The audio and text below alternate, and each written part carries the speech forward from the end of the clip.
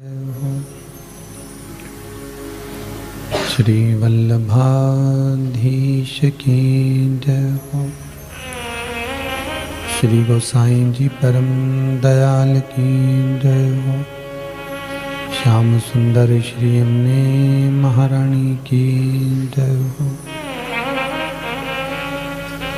काशी विश्वनाथ भगवान की जय हो। गौरा महारानी की जय हो। गणेश जी महाराज की जय हो। श्री सरस्वती मात की जय हो।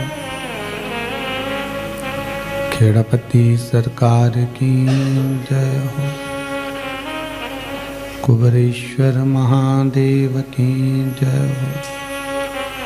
संत सद्गुरुदेव गौ माता की जय हो। चिंता संतान हंतारो यत्पदानो ऋणवा स्वयं तनीचार्यानं प्रणमामि मुहुं यदनुवृतो जन्तुः सर्वदुःखातिगो भवेत् तमं सर्वदा वन्दे श्रीमद्वल्लभनन्दनम्। अज्ञानतिमिरागास्य ज्ञानञ्जनशलाकया चक्षुरुन्मीलितेन तस्मै श्रीगुरवे नमः। नमामि हृदये शेषे लीलाचरब्धिशयनं लक्ष्मीसहस्रनाम्भिः सर्वमानं कलानिधिं।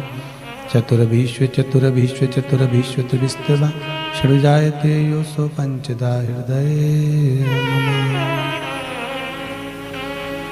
बोल विश्वनाथ भगवान की जय। ओम नमः शिवाय। ओम नमः शिवाय। ओम नमः शिवाय। ओम नमः शिवाय। ओम नमः शिवाय। ओम नमः शिवाय। ओम नमः शिवाय। ओम नमः शिवाय। ओम नमः शिवाय। विश्वनाथ भगवान की जय। हर हर महादेव। हर हर महादेव। हर हर महादेव। हर त्रिकालदर्शी कैलाशी अविनाशी भगवान शिव, जिनकी पुनित पावन शिव महापुराण की कथा बाबा देवाधिदेव महादेव की कृपा से अपन सभी को इस मकर संक्रांति के पावन अवसर पर मानसरोवर शिव महापुराण की कथा श्रवण करने का सौभाग्य प्राप्त हुआ है। बाबा देवाधिदेव महादेव करुणा सागर शिव, जिनकी कृपा से भगवान शिव की ही पुनित पावन मानसरोवर शिव महापुराण की कथा श्रवण करने के लिए अपन अपने अपने घरों में, मोबाइल के सम्मुख में, टीवी के सम्मुख में, ऑनलाइन इस पावन शिव महापुराण की कथा को श्रवण करने के लिए विराजमान है। स्वर्गीय श्री प्रभुलाल जी, जगदीश प्रसाद जी मंगल जी की स्मृति में श्रीमती श्यामा देवी, नितिन जी मंगल, मंगल परिवार भवानी मंडी, जो इस कथा के मुख्य यजमान का पद ग्रहण करे हैं, साथ में स्वर्गीय श्री छगनलाल जी गुप्ता जी की स्मृति में श्रीमती स्वाति, श्री संदीप जी गुप्ता, गुप्ता परिवार इछावर इस पावन शिव महापुराण कथा के मुख्य यजमान का पद ग्रहण करे हैं। साथ में श्री उदयन जी शर्मा परिवार ऑस्ट्रेलिया से इस पावन शिव महापुराण कथा के मुख्य यजमान का पद ग्रहण करे हैं। मंगल परिवार, गुप्ता परिवार और शर्मा परिवार को बहुत बहुत साधुवाद देते हुए इस पावन मकर संक्रांति के अवसर पर, जिस समय पर कोरोना महामारी जहां तहां चल रही है,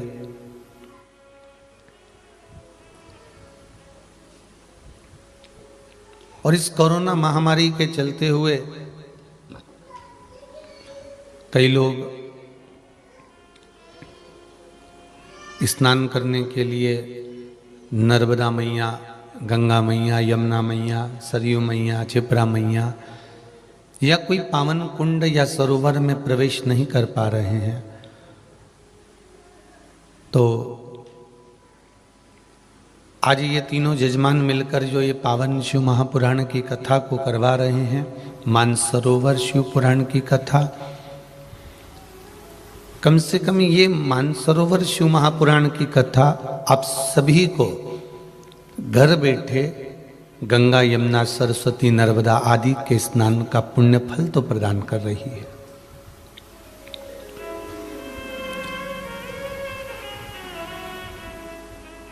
भगवत भजन का एक आनंद आस्था चैनल के सभी श्रोता भाई बहन, फेसबुक यूट्यूब पर जो कथा श्रवण कर रहे हैं युवान भाई बहन, ये भगवान की एक अलौकिक कथा, मानसरोवर शिव महापुराण की कथा, ये जीव का कल्याण करने वाली है। एक तो बड़ी मुश्किल से तो मनुष्य का देह मिलता है, मानव का शरीर मिलता है, और अगर मानव का शरीर मिल भी गया और उस मानव के शरीर के अंतर्गत हम भगवान की भक्ति में नहीं डूबे तो हमारा जीवन व्यर्थ है। कल कथा में कहा था भगवान ने बड़ी मुश्किल से ये मनुष्य का दे दिया है, और देने के बाद भगवान को धन्यवाद देना कि आपने कृपा करी कैसे।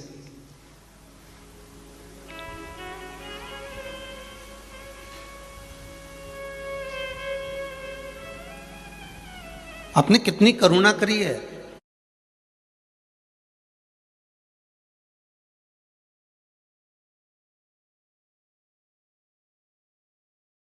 ये मनुष्य का शरीर दिया, अच्छा परिवार दिया, पत्नी, बच्चे, कुटुंब, कबीला, दुकान, व्यापार, व्यवसाय, धन, संपदा, और साथ में भगवान की अविरल भक्ति, ये भी तो प्रदान करी है। कितनी मुश्किल से मिलता है, कितनी मुश्किल से। महाराज, बड़ी मुश्किल से नर तन मिलत है, ये गंवाने के काबिल नहीं है, श्वास गिन गिन के तुझको मिलत है, ये गंवाने के काबिल नहीं है। ध्यान हरि का हृदय से न भूलो, ये भुलाने के काबिल नहीं है। बड़ी मुश्किल से ये मनुष्य की देह मिली है, बड़ी मुश्किल से ये नर्तन मिला है, और इस नर्तन को, मानव की देह को प्राप्त करने के बाद भी अगर हम भगवत भजन में ना लगाएं तो हमारा जीवन व्यर्थ है।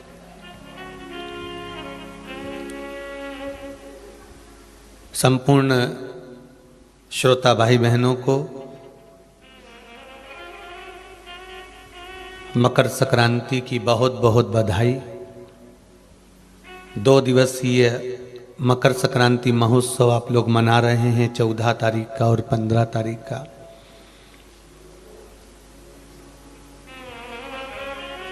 अब बड़ा भ्रम है लोगों को, कोई कहे कि 14 को मनाए कि 15 को मनाए, बड़ा भ्रम है महाराज।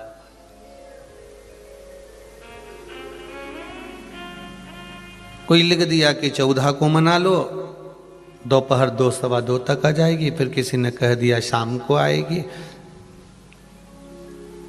फिर किसी ने कहा कल पहुंचेगी, तो बड़ा भ्रम है। फिर कहा पर्व का स्नान इतने बजे कर लेना, पर्व का स्नान इतनी बजे तक कर लेना। पर अगर शिव महापुराण की कथा तो कहती है 14 और 15 2 दिन अगर मकर संक्रांति है तो आपको समय भगवान के भजन का, दान का, पुण्य का, संकीर्तन करने का और भगवत स्मरण करने का, ये शिवजी ने कृपा कर कर 2 दिन आगे बढ़ा कर दे दिया है कि आप भगवत भजन करो, आप स्मरण करो, आप दान करो। अगर वंचित रह जाओ 14 से तो 15 को कर लो, पर भगवत स्मरण में लगो।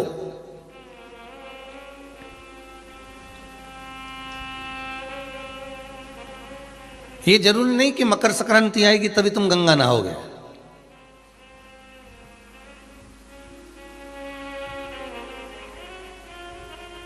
ये जरूरी नहीं है कि दीपावली आएगी तभी तुम दीप जलाओगे। महाराज यहां तो शिव महापुराण की कथा कहती है हर उत्सव, प्रत्येक दिन, प्रत्येक घड़ी, प्रत्येक पल, प्रत्येक समय, जो समय चल रहा है आप उसको उत्सव सा मनाइए। कि श्वास रुक जाएगी चलते चलते, क्षमा बुझ जाएगी जलते जलते, दम निकल जाएगा रोशनी का, क्या भरोसा है इस जिंदगी का। हर समय, हर पल, हर घड़ी, हर क्षण को आप उत्सव मना लीजिए।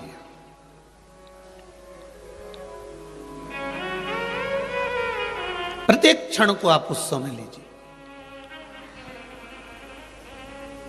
प्रत्येक घड़ी को, प्रत्येक पल को आप उत्सव मना लीजिए।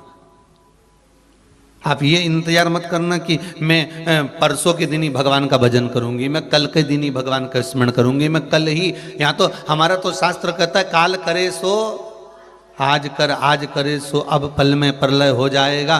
पुण्य करेगा कब? तो तुम्हें जब मौका मिल जाए तब राम भज लो, तुम्हें जब मौका मिल जाए तब तुम कीर्तन कर लो, तुम्हें जब मौका मिल जाए तब तुम दान कर लो, तुम्हें जब मौका मिल जाए तब तुम सत्कर्म कर लो, तुम्हें जब मौका मिल जाए तब तुम्हारी मर्जी पड़े, जब तुम्हें मौका मिले तब तुम अन्नदान, वस्त्र दान, मुद्रा दान, स्वर्ण दान, गौ माता को रोटी का दान, ब्राह्मण जन को जल आदि का दान, जो कुछ करना है तुम्हारे हाथों से कर लो। बस इतना याद रखना जो पहले कथा में कहा है कि शरीर चले और तुम्हारे घर में चले तब तक सारे अच्छे काम कर लो। शरीर चले और तुम्हारे घर में चले, जब तक अच्छे काम कर लो। शरीर चलना बेकार हो जाएगा, बंद हो जाएगा तो तुम कोई अच्छा काम नहीं कर पाओगे, पलंग से नहीं उठ पाओगे, इधर उधर जा ही नहीं पाओगे, कथा सत्संग भजन कीर्तन कहां कर पाओगे। पलंग पे पड़े हो, बच्चों से कह रहे हो जरा रिमोट ला दे, सियोर वाला महाराज की कथा आ रही होगी मेरे को चालू करना, और बच्चा कह नहीं हम तो डोरेमोन देखेंगे, है? तो कहा फिर माँ ने कहा ला जल्दी से मेरे को रिमोट ला कर दे, कथा आ रही होगी, 1 बज गई है, कथा चालू हो गई होगी महाराज की, शिव महापुराण की कथा श्रवण करना है। तो बच्चे कहे नहीं हम छोटा भीम देखेंगे, हमें नहीं देखा। अब तुम बच्चों को समझाओगे भी तो कहां समझना उसको। तो महाराज जब तक शरीर चले और तुम्हारे घर में चले तब तक सारे पुण्य करो, दान करो, सत्कर्म करो, भजन करो, कीर्तन करो। किसी घड़ी का, किसी समय का इंतजार मत करना, श्वास का कोई भरोसा नहीं, कोई भरोसा नहीं श्वास का। अभी चल रही है, फिर चले ना चले, महाराज साथ देती नहीं ये किसी का, क्या भरोसा है इस जिंदगी का। चले ना चले, इसीलिए शायद कहा कि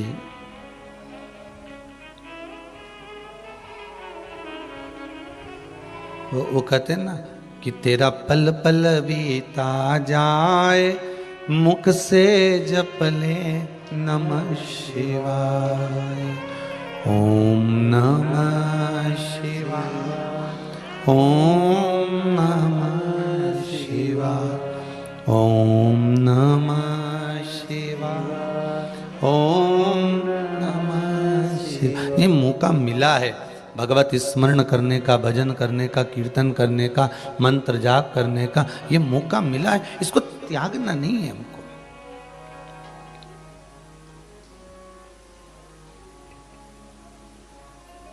कोई कहेगा मकर संक्रांति आज है, कोई कहेगा कल है, तो आप तो कहना हम तो आज भी खिचड़ी लड्डू का दान दे देते हैं और कल भी खिचड़ी और लड्डू का दान दे देते। तो कि दो दो दिन देने से कौन सा फायदा है? तो कि भगवान समझ जाएगा, जिस दिन का होगा उस दिन मान लेगा। हम दोनों दिन, बहुत चतुर चतुर लोग होते हैं जिनको टिकट करवाना होता है ना रेलवे का, वो बहुत चतुरता अपनाते हैं महाराज जी। अगर स्लीपर का डाल देते हैं, कई स्लीपर का डाल दो, अगर और फिर एसी का डाल दो, सेकंड एसी का डाल दो, थर्ड एसी का डाल दो। जब सेकंड एसी थर्ड एसी का टिकट तो क्लियर नहीं है, मम्मी इसमें टिकट नहीं मिल रहा, वेटिंग चल रही है, तो क्या स्लीपर का भी डाल दे। अगर क्लियर हो गई तो इधर और नहीं हुई तो उधर, तो डाल।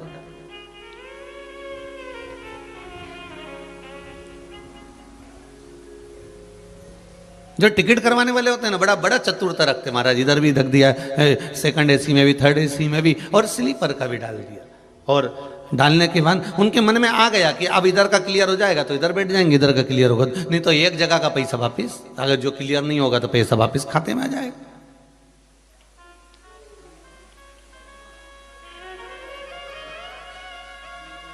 महाराज जब मौका मिल जाए आपको, जैसा मौका मिल जाए, उस भाव में आप भगवान का भजन, दान का कोई समय नहीं है, भजन का कोई समय नहीं है, स्मरण का कोई समय नहीं है, पुण्य करने का कोई समय नहीं है। हाँ, पाप करने के लिए आगे जा रहे हो तो थोड़ा समय लगा देना, पर दान करने, पुण्य करने, सत्कर्म करने जा रहे हो तो बिल्कुल समय मत लगाना। भजन करने जा रहे हो बिल्कुल समय मत लगाना। शंकर जी के मंदिर में पूजन करने जा रहे हो बिल्कुल समय मत लगाना। श्री शिवाय नमस्तुभ्यम का मंत्र जाप करने जा रहे हो बिल्कुल समय मत लगाना। और कहीं ऐसा जरूरत पड़ रही है कि यहाँ झूठ बोलने जाना है, कपट करने जाना है, बेईमानी करने जाना है, प्रपंच करने जाना है, कुछ गलत काम करने जाना है, तो थोड़ा समय लगा देना। मैं एक विचार कर रहा हूँ, आधे घंटे बाद बताऊंगा, मैं आधे घंटे से सब चीज बता दूंगा। मैं विचार कर रहा हूँ और फिर फोन करेगा वो, भैया देखो वो बहुत जरूरी काम है, तुम कर लोगे क्या? मैं बस 1 घंटे में, अगर कोई गलत चीज़ है, अगर कोई गलत काम है तो उसमें आप थोड़ा समय लगा दीजिए। मैं आधे घंटे से बताऊंगा, 1 घंटे से बताऊंगा, 2 घंटे से बताऊंगा। और कोई पुण्य का कार्य है, सत्कर्म है, भजन है, कीर्तन है, मंत्र जापे, नाम जापे, तो तुरंत मैं बस आ ही रहा हूँ। अभी आया मैं शिव जी के मंदिर, तू चल, मैं पहुंचा, अब भी पहुंचा मंदिर।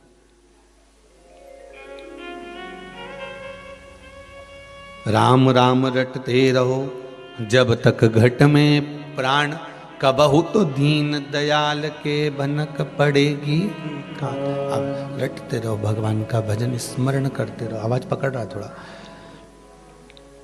भगवत भजन में लग जाओ, भगवत स्मरण में रम जाओ। महाराज शिव महापुराण की कथा कह रही है,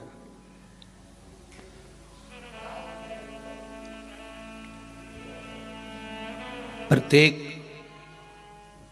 पवित्र नदी पर अगर आप जाएंगे, प्रत्येक पवित्र नदी पर, आज मकर संक्रांति का पर्व है, आज और कल 2 दिन, प्रत्येक नदी पर, प्रत्येक पावन नदियों पर आप जाएंगे तो वहां पर एक घाट मिलता है जिस घाट का नाम होता है राम घाट। बोलो सही है कि गलत है? कौन सा घाट है वो? राम घाट। एक घाट मिलता है जिसका नाम है राम घाट। आप छिपरा जाएंगे तो वहां भी राम घाट मिल जाएगा, आप इलाहाबाद जाएंगे तो प्रयागराज में वहां पर भी राम घाट मिल जाएगा, आप हरिद्वार जाएंगे तो वहां भी राम घाट मिल जाएगा, आप चित्रकूट जाएंगे तो वहां पर भी राम घाट मिल जाएगा, आप सरयू जी जाएंगे तो वहां पर भी राम घाट मिल जाएगा, आप यमुना जी के घाट जाएंगे तो वहां पर भी राम घाट मिल जाएगा। तो कभी आपने विचार करा कि राम घाट का मतलब क्या होता है और क्यों ये सारे साधु सन्यासी तपस्वी साधक संत महात्मा जो कुंभ में स्नान करने के लिए आते हैं, कुंभ के मेले में आते हैं, ये राम घाट पर ही क्यों नहाते हैं?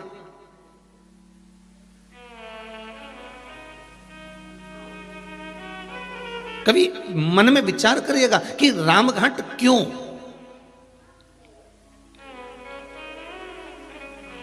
इतने सारे घाट बने हुए हैं, इतने सारे घाट बनाए गए हैं, पर राम घाट की ही महत्वता क्यों होती है? राम घाट का मतलब क्या होता है? राम घाट का मतलब है क्या?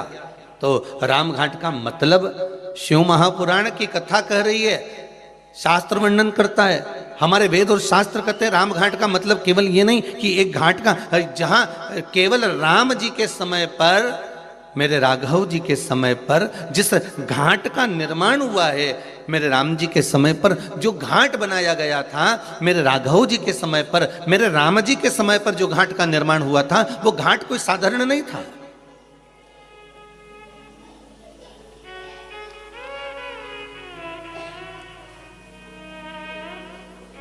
पूर्व में जितने घाट बने हैं, पूर्व में जितने घाटों का निर्माण हुआ है, उसके आगे भी उसके पीछे भी, तो जितने घाट बने, मेरे राघव जी के पहले भी राघव जी के बाद भी जितने घाट बने, सारे घाटों में महाराज सारे घाट अलग अलग बनाए जाते थे। ब्राह्मण के लिए ये वाला घाट है, क्षत्रिय के लिए ये वाला घाट है, वैश्य के लिए ये वाला घाट है, शूद्र के लिए ये वाला घाट है, अन्य जीव यह घाट पर जाएंगे, महाराज पशु इस घाट पर जाएंगे, पक्षी इस घाट पर जाएंगे। सारे घाटों का निर्माण अलग अलग कर दिया गया, सारे घाटों को अलग अलग बना दिया गया। पर मेरे राघव जी के राजपाट के समय पर, मेरे राघव जी के, मेरे राम जी के राज्य के समय पर सारे घाट हटा दिए गए, केवल एक घाट बना दिया गया। कौन सा घाट था? राम घाट। जितने आस्था पर कथा सुन रहे हो, मोबाइल पर सुन रहे हो, बिल्कुल ध्यान से सुनना। मेरे राम जी के समय पर सारे, ना ब्राह्मणों के लिए, ना क्षत्रिय के लिए, ना वैश्य के लिए, ना शूद्र के लिए कोई घाट अलग नहीं, कि पशु के लिए कि पक्षी के लिए कोई घाट अलग नहीं। मेरे राम जी के समय पर एक घाट होता था, वो था राम घाट, अर्थात सातों जात का जीव उस घाट पर जावे और भगवान की भक्ति में डुबकी लगावे। राम कथा, शिव कथा, कृष्ण कथा, भागवत कथा, रामचरित मानस, विष्णु कथा, देवी कथा, ये 33 कोटि देवताओं के जितनी कथा है, ये राम घाट की तरह है कि यहाँ केवल एक के लिए नहीं, कि ब्राह्मणों के लिए है, कि ये क्षत्रियों के लिए है, कि ये वैश्यों के लिए है, कि ये शूद्र के लिए है, ये सातों जात के लिए। शिव महापुराण की कथा, राम कथा सातों जात के लिए, कृष्ण कथा सातों जात के लिए।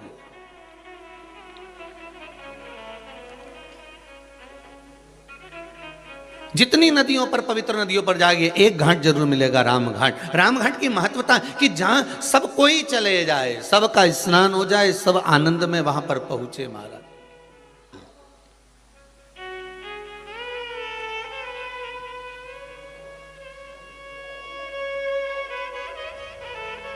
वो घाट है राम घाट महाराज, जहां पर जो स्नान करे प्रेम वश करे, प्रेम वश। और अपने जीवन में उतार कर रखिए इस बात को, इस प्रसंग को उतार कर रखना कि मेरे राघव जी के समय पर कोई भेदभाव नहीं था। मेरे राघव जी के समय पर सारे घाट हटाकर केवल एक घाट कर दिया गया था, वो था राम घाट।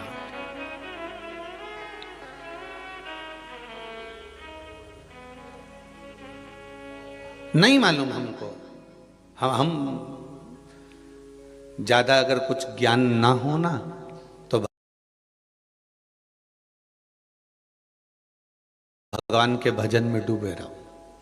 हम नहीं जानते ना पोथी ना पुराण, हमें नहीं मालूम कि कब क्या है। हम तो इतना जानते हैं कि भगवान का भजन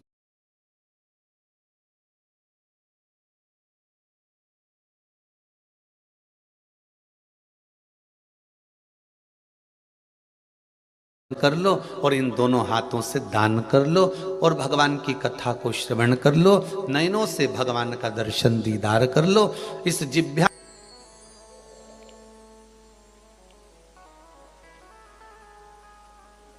महाराज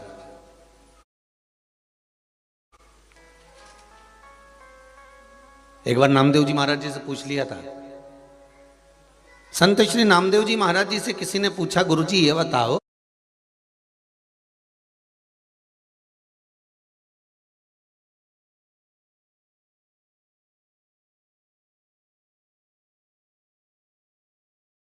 कि तुम कहते हो कि भगवान का भजन करो, भगवान का भजन करो, भगवान का स्मरण करो, भगवान का भजन करो, स्मरण करो, भगवान का नाम लो, पर भगवान तो हमको कभी दिखता ही नहीं है। भगवान भी तो नजर आना चाहिए कि भगवान है कहां आखिर। नामदेव जी ने कहा अपने चेले से, जा एक जरा लोटा भर लिया और थोड़ा एक कटोरी में नमक लिया। अब चेला गया, एक लोटा पानी भर लाया और एक कटोरी में नमक लिया है। नामदेव जी महाराज ने कहा नमक इसमें डाल दे और चम्मच से हिला दे उसको, और नामदेव जी के कहने से पानी में डाल दिया, हिला दिया। अब नामदेव जी महाराज बोले, ये बता इसमें नमक कहीं दिख रहा है? अरे गुरुजी आप भी ऐसी बात करते हो, कटोरी भर के नमक डाला तो था जब दिख रहा था। पानी में दिख रहा है क्या कि नहीं? अब पानी में नजर नहीं आ रहा ना, तो अब एक काम कर, चख के बता कि नमक है कि नहीं। उसने पानी को मुख में लिया तो क्या, गुरुजी इसमें तो नमक है। पानी में नमक नहीं दिख रहा है पर चखोगे तो नमक का स्वाद आएगा। अब गुरुजी ने कहा एक काम कर, इसको पानी में उकाल, इस पानी को गर्म कर ले, उकाल ले। और पानी को जो उकालना चालू करा, गर्म करना चालू करा, वो पानी धीरे धीरे धीरे धीरे भाप बनकर उड़ गया और पूरे भगोने में, पूरी कढ़ैया में सफेद सफेद छोटे छोटे नमक के दाने रह गए। गुरुजी ने कहा अब क्या दिख रहा है? तो क्या गुरुजी नमक के छोटे छोटे कण है। गुरुजी बोले बस नामदेव जी कहते हैं परमात्मा है, परमात्मा है और इस शरीर में घुला हुआ है। परमात्मा इस मानव की देह में घुला हुआ है। परमात्मा इसलिए कहते हैं आत्मा ही परमात्मा है। अरे कितना सुंदर कहा,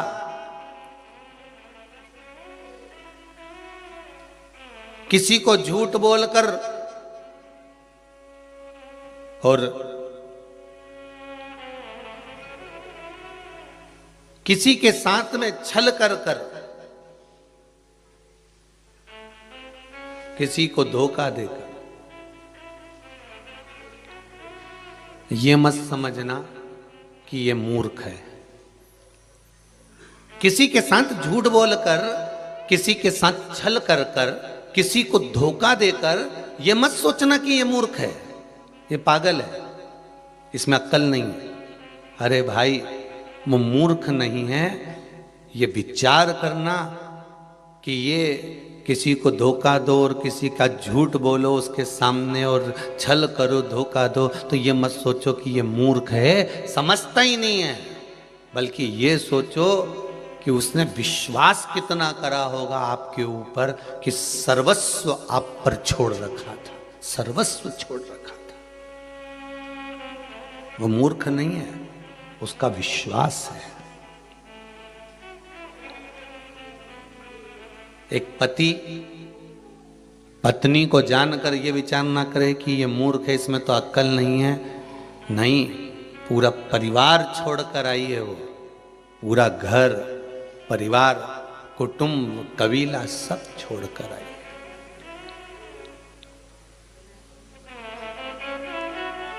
पत्र तो हम लेकर नहीं आए, यहां पर तो केवल अभी पब्लिक अलाउ नहीं है, लोग भगत लोग, तो जिन्होंने डाक द्वारा पत्र भेजे हैं उसमें एक पत्र भेजा हुआ है। उस पत्र में एक बेटी ने लिखा है, गुरुदेव, बेटी पिता के घर रहती है तो भी पराई कहलाती है और ससुराल चली जाती है तो भी पराई कहलाती है। बेटी का असली घर कौन सा है, हमें उत्तर चाहिए।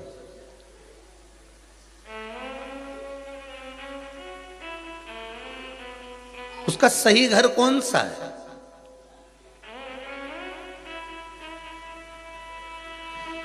जब वो मायके रहती है तभी भी लोग कहते हैं ये पराई है, और आ गई उसके बाद भी उसका कोई, यहां पर आने के बाद भी लोग कह देते हैं अरे वहां की है। अगर इसको सब बात बता दो कि तो मायके जाके लगा देगी सब बात, मतलब अभी भी पराई है। वहां भी पराई थी और यहां भी पराई है। तो पूछा उस बेटी ने कि उस बेटी का सही स्थान, सही घर कौन सा है? तो मैं निवेदन करूंगा उस बेटी से कि ना मायका ना ससुराल, सबके हृदय में तेरा घर है। तो जिसके हृदय में घर बना सकती है बना ले।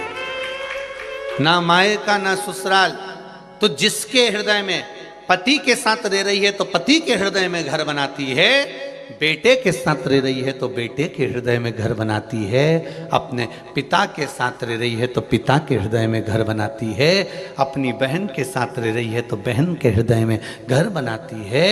वो विचार करो, तुम्हारा पति और तुम्हारे पिता तो एक या दो मकान बनाते हैं और उस पर अपना नाम लिख देते हैं, पर तू जब किसी के हृदय में घर बनाती है तो नाम नहीं लिखती, अपना हृदय ही उसके नाम कर देती है। ये चित्त, कोई घर तुम्हारा नहीं, ना मायका ना ससुराल।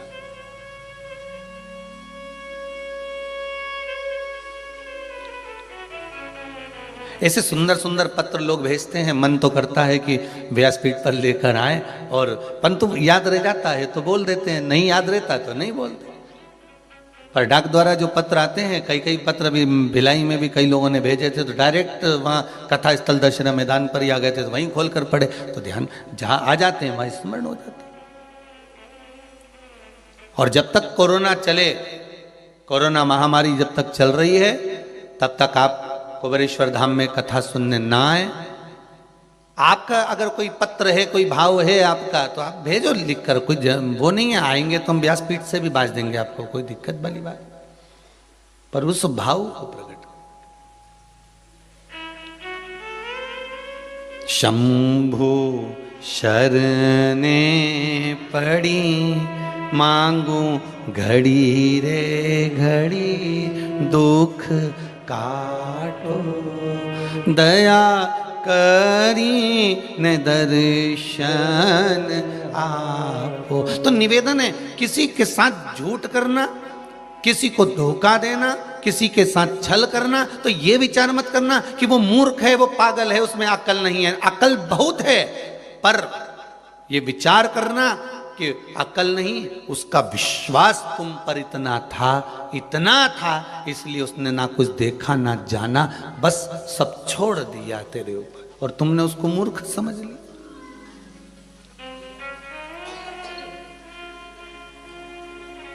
मेरे राघव जी, मेरे राम जी का पूरे अवधपुरवासी, पूरे संसार वासियों पर मेरे राघव का विश्वास अटल था, और विश्वास मेरे राघव ने टूटने नहीं दिया।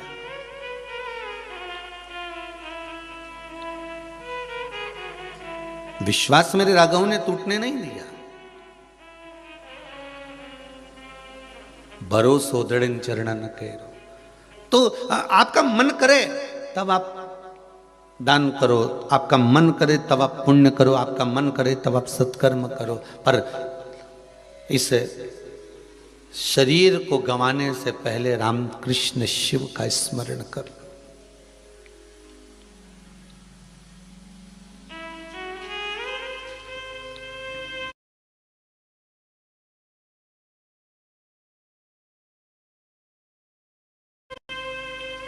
फिर ये जिह्वा हिले ना हिले, नयन दर्शन कर पाए ना कर पाए। एक भाई ने पत्र लिखा है,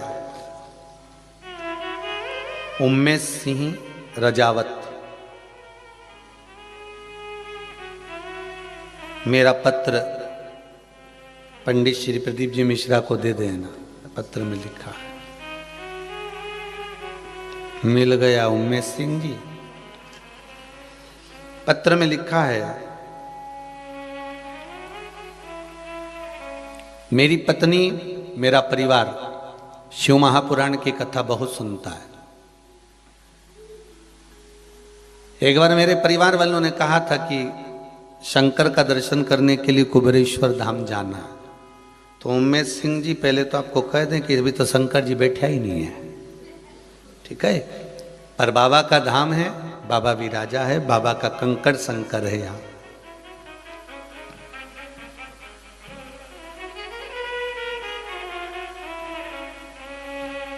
कोटा राजस्थान का मैं रहने वाला हूं। बहुत दिनों से आपकी कथा परिवार के कहने से मैं मोबाइल पर श्रवण करता हूं। मेरी एक इच्छा थी कुबेरेश्वर धाम पर आने की, और बाबा की कृपा क्या होती है मैं लिख रहा हूं। 13 तारीख को अपने कंपनी के मालिक के साथ कंपनी के काम से गुजरात अहमदाबाद से कोटा राजस्थान जा रहा था। वहीं अहमदाबाद वहीं कोटा राजस्थान। कथा टीवी मोबाइल पर श्रवण कर रहा था। इस पत्र में लिखा है उम्मेश सिंह जी ने, मोबाइल पर जब कथा सुन रहा था तो मेरे कंपनी के मालिक ने भी कथा सुनी, और कंपनी के मालिक ने कहा बड़ी सुंदर कथा चल रही है। उस बीच में मैंने कह दिया कि कुबेरेश्वर धाम से चल रही है, ऑनलाइन कथा आ रही है। तो मेरे कंपनी के मालिक बोले एक काम करो, गाड़ी को घुमा लो, सीधे कुबेरेश्वर धाम ही चलते हैं। 600 किलोमीटर गाड़ी को रन करते हुए पहुंचा। रात को 3 बजे इस कुबेरेश्वर धाम को प्रणाम करा। सुबह 4 बजे वापस यहाँ से रवानगी ले ली है, और मैं अपने गांव के लिए रवाना हो रहा हूँ। ये पत्र में लिखा है कोटा से। विश्वास प्रबल है। अब रात भर चला हुआ होगा, तब यहाँ पहुंचा होगा, प्रणाम करा होगा, फिर गया होगा। उसने एक पत्र में नीचे लाइन लिखी है, कथा तो हम मोबाइल पर सुन लेते हैं, पर भूमि को प्रणाम करना था, नमन करना था।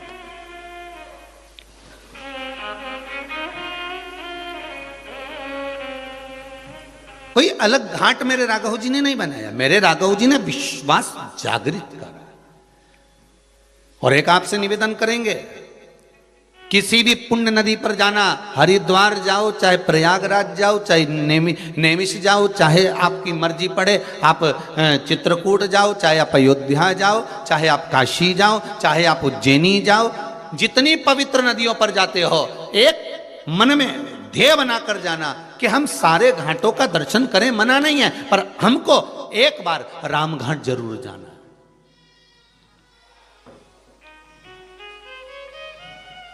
तो लोग कहेंगे गुरुजी वहां तो बहुत भीड़ होती है। भले भीड़ हो, पर एक लक्ष्य बनाकर जाना कि एक बार हमको रामघाट जरूर जाना है। रामघाट क्यों? क्योंकि सारे घाटों में श्रेष्ठतम रामघाट को इसलिए कहा जाता है क्योंकि वहां सारे बंधन टूट जाते हैं। हमारे रामघाट पर क्या है? कोई दुनिया के लोग आपसे पूछेंगे कि एक ऐसा रामघाट पर क्या है, रामघाट पर है क्या, तो आप कह सकते हो कि दुनिया के सारे बंधन अगर कटते हैं तो रामघाट पर कटते हैं महाराज। चाहे वो छिपरा महारानी का राम घाट हो, चाहे गंगा महारानी का राम घाट हो, चाहे सरयू महारानी का राम घाट हो, चाहे वो त्रिवेणी संगम का राम घाट हो, चाहे काशी का राम घाट। राम घाट पर व्यक्ति के बंधन कट जाते हैं, बंधनों से वो मुक्त हो जाता है।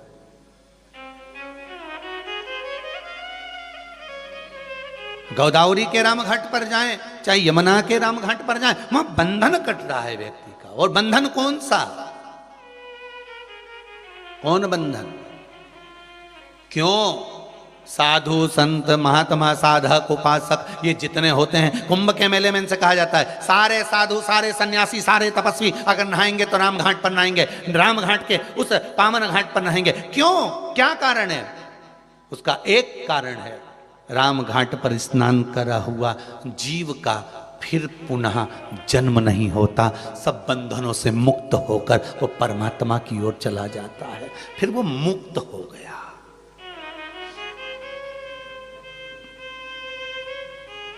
वो मुक्त है।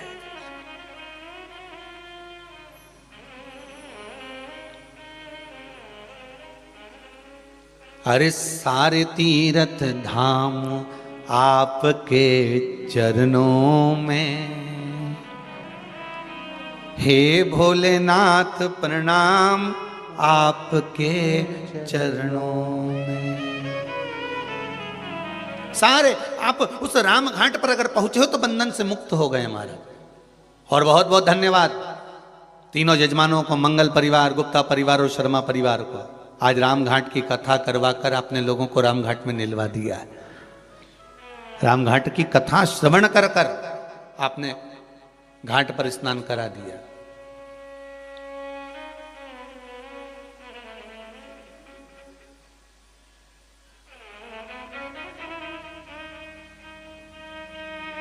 मकर संक्रांति का पर्व है। ये कोई मकर संक्रांति ऐसी नहीं पड़ गई, किसी देवता का घर जला था तब जाकर दूसरे घर में प्रवेश किया था, तब मकर संक्रांति हुई थी।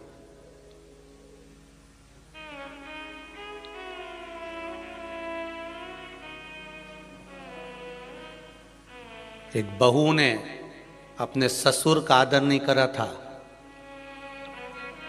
तो पिता ने बेटे के घर में आग लगा दी थी, केवल क्रोध में। तब जाकर ये मकर संक्रांति पड़ी थी। कोई ऐसे ही पड़ गई मकर संक्रांति?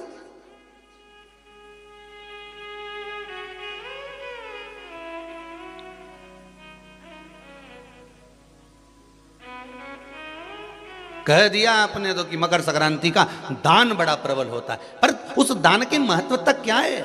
हमारे शास्त्र क्या कर रहे हैं, हमारे पुराण क्या कर रहे हैं, हमारे वेद क्या कर रहे हैं? हम तो सुनते हुआ हैं भीष्म पितामह बाणों की सैया पर पड़े तो उत्तरायण सूर्य आने वाला था, इसलिए तब प्राण त्यागूंगा।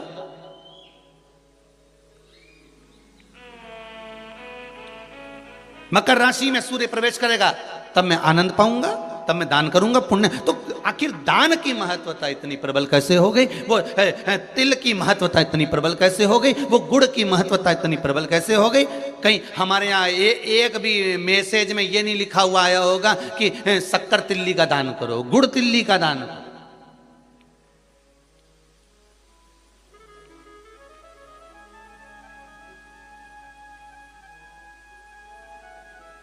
ज्योतिष के हिसाब से तिल शनि है और गुड़ सूर्य है। ज्योतिष के हिसाब से तिल शनि है और गुड़ सूर्य है।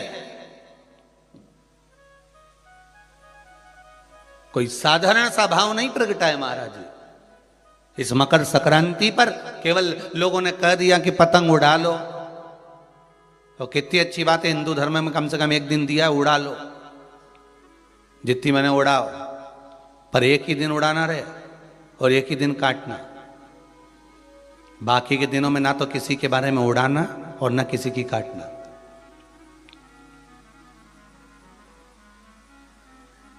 मकर संक्रांति का पर्व देखना है तो पुराना उठाकर देखिएगा कि हमारे यहां मकर संक्रांति का भाव क्या व्यक्त करता था,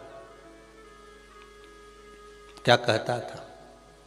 ना तो किसी के बारे में उड़ाओ और ना काटो। किसी की बहन बेटी जा रही है उसकी उड़ा दी, कोई का लड़का है तो उसकी उड़ा दी, कोई की सास है तो उसकी, कोई का ससुरा है तो उसकी, कोई गुरु है तो उसकी, कोई ब्राह्मण है तो उसकी, कोई बड़े से बड़ा मठाधीश पीठाधीश संत महात्मा जोगी सन्यासी तपस्वी जिसको तुम जानते तक नहीं, किसी की बहू बेटी को तुम पहचानते तक नहीं, किसी व्यक्ति को तुम पहचानते तक नहीं, एक बार नहीं मिले, बस एक व्यक्ति ने उड़ाई तो इन्हें भी ढील दे के उड़ाई। अब वो एक ने उड़ाई तो तुमने भी उड़ा दिया। अरे हमारे यहाँ तो हिंदू धर्म में एक दिन दिया है मकर संक्रांति का दिन कि खूब छत पर जा उड़ा ले जितनी उड़ाना है, पर किसी की गलत शब्द से मत उड़ाना, किसी के लिए आड़ा टेढ़ा मत बोलना, किसी के लिए ऐसा मत बोल जाना क्योंकि तुम उसको पहचानते ही नहीं हो, बस उसने उड़ाई तुम उसके साथ मिल गए, दे ढील। चरखिल तो तुम ही पकड़े थे, उड़ाए जा उड़ाए जा उड़ाए जा। उन्हें उसकी बेटी के लिए कुछ कहा, 4 लोगों ने मिलकर और कह दिया, 5 लोगों ने मिलकर और कह दिया। किसी के बहू के लिए कहा, एक ने कहा, दूसरे ने फिर कह दिया, 4 ने मिलकर फिर कह दिया। किसी के बेटे के लिए कहा, किसी गुरु के लिए कहा, किसी ब्राह्मण के लिए कहा, किसी संत के लिए कहा, किसी साधु के लिए कहा। किसी ने एक संत पर उंगली उठाई, सबने उड़ाना चालू कर दिया। किसी ने एक गुरुजन पे उंगली उठाई, सबने उड़ाकर चालू कर दिया। हम उड़ा रहे, ना तो जानते, ना पहचानते, ना देखा, ना भाला, ना कभी उससे मिले, ना जाने, बस उसने उड़ाई थी और तुमने जरखिल से ढील देकर उड़ाना चालू कर दिया।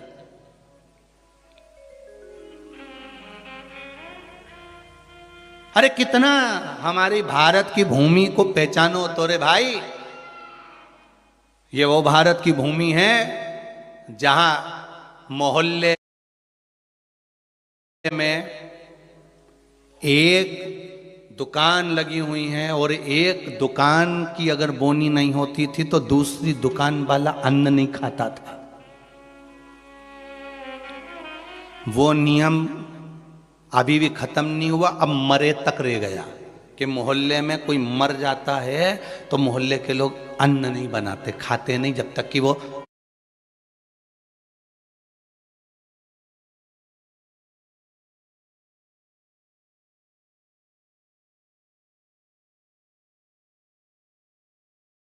अर्थी नहीं उठ जाती। पर आज के समय में तो वो भी गया, ये तो अंदर जाके समोसा निपटा लेता है। तो का आज के समय में कौन रुकता है? मोहल्ले में मरा, पर पहले नियम था कि एक मोहल्ले में जितनी दुकान होती थी उस दुकान के बाहर एक कुर्सी रखी होती थी। प्रत्येक दुकान के बाहर एक कुर्सी रखी होती थी। ग्राहक आता था, कुर्सी पर बैठता था, कुर्सी पर बैठता,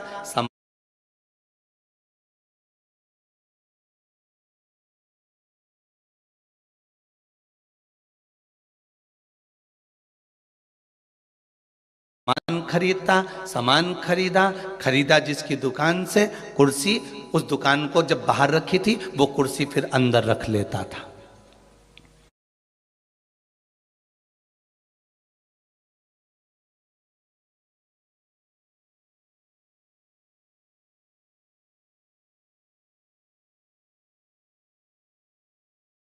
अब जिसकी दुकान में कुर्सी अंदर चली जाती थी, उस दुकान पर अगर कोई सामान खरीदने आता था तो जो दुकान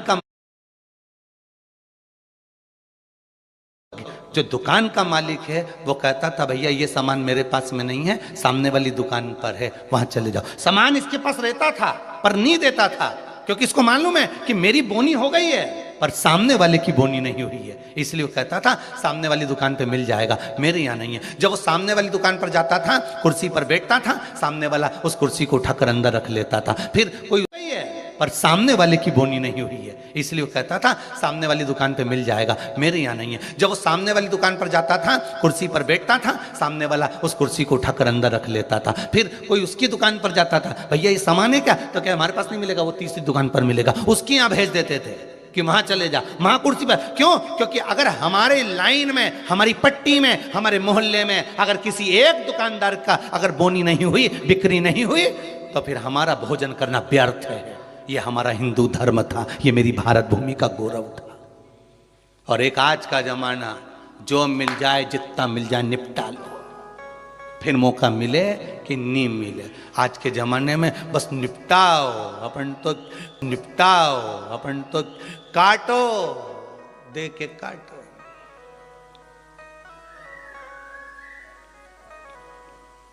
अरे भगवान से भी कहना, पतंग उड़े आकाश माने, डोर थारा हाथ मां, ओ वल्लभ मारी पतंग ऊंची राख जो। श्री जी बाबा मारी पतंग ऊंची राख जो। गोवर्धन बाबा मारी पतंग ऊंची राख, ओ भोले बाबा मारी पतंग ऊंची राख जो। भगवान से प्रार्थना करना। और दिया एक दिन भगवान ने, उड़ा लो जितनी उड़ाना है।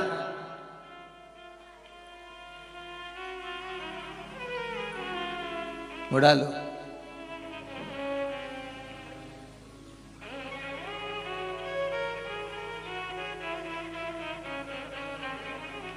महाराज ज्योतिष में तिल को शनि और गुड़ को जम के बोलो जरा सूर्य कहा गया है। दोनों बाप और बेटे का मिलन करवाया क्योंकि इन दोनों की बनती नहीं थी। शनि की सूर्य से ना बने, सूर्य देव की शनि देव से ना बने, दोनों का मिलन है, दोनों का मिलन। महाराज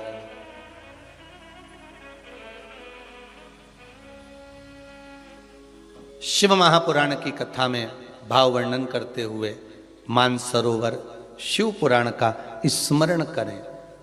एक बार सूर्य देव अपने बेटे शनि के घर गए। शनि देव का घर है कुंभ। कौन सा घर है? कुंभ।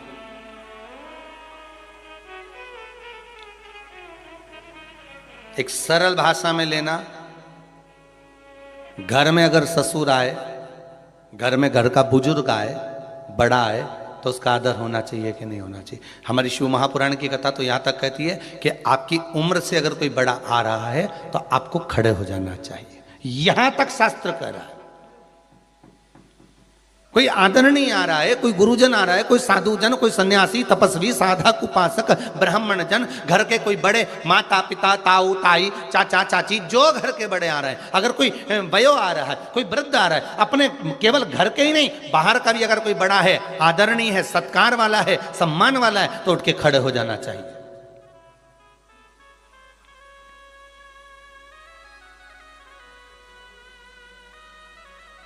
पर जिन शनि महाराज का विवाह चित्ररथ की कन्या के साथ हुआ था, वो चित्ररथ की कन्या तो ये विचार में पड़ी थी कि मैं स्वयं इतनी प्रबल और जिसका पति इतना प्रबल,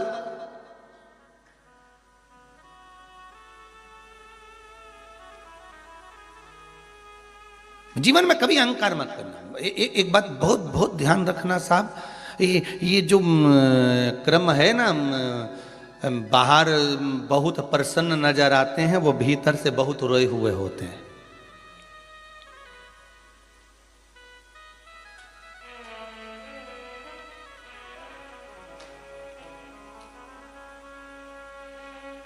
किसी ने पूछ लिया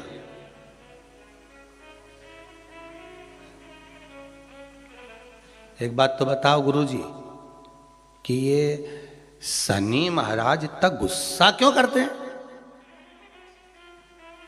दुकान पे सेठ जी इतना गुस्सा क्यों करते हैं? रोज करते हैं क्या? जम के तो बोलो, रोज करते हैं सेठ जी दुकान पे गुस्सा? जितने लोग आस्था पर कथा सुन रहे हो, मोबाइल पर सुन रहे हो, बड़े ध्यान से सुनना। सेठ जी रोज दुकान पे गुस्सा करते हैं क्या? सर रोज ऑफिस में गुस्सा करते हैं क्या? प्रतिदिन करते हैं क्या? नहीं। कभी कभी सेठ जी को गुस्सा आता है, कभी कभी जो सर हैं उनको गुस्सा आता है, कभी कभी आता है,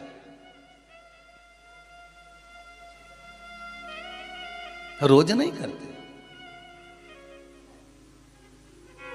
बहुत बहुत सावधानी से कथा का स्मरण करिएगा। सर रोज गुस्सा करते हैं क्या? नहीं। सेठ जी रोज गुस्सा करते हैं क्या? नहीं। प्रतिदिन नहीं करेंगे। मालिक रोज क्रोध करते हैं क्या? नहीं।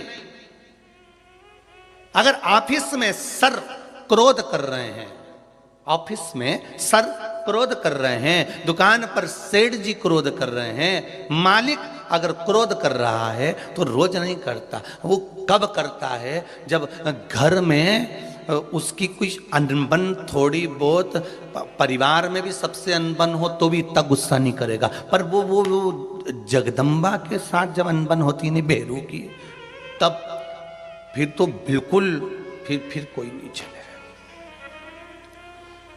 फिर तो वो मुंह उतरा रहेगा, गुस्सा भरा रहेगा। फिर कोई बोला तो क्रोध। तो किसी ने पूछा गुरुजी ये शनि महाराज को इतना क्रोध क्यों आया रहता है? जब देखो जब शनि जी गुस्से में रहते हैं, हाँ, परंतु कभी कभी करते, पर इतना गुस्सा क्यों रहता है इनके पास में? उसका एक ही तो कारण होगा। एक कारण है शनि महाराज के क्रोध करने का, धर्म पत्नी आई शनि महाराज की, सम्मुख में आकर खड़ी हो गई शनि महाराज के।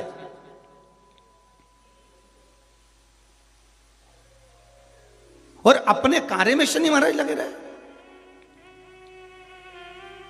माना आप व्हाट्सएप चलाओ, पर घरवाली खड़ी है तो थोड़ा सावधानी से एक बार मुंह से बात तो कर लो।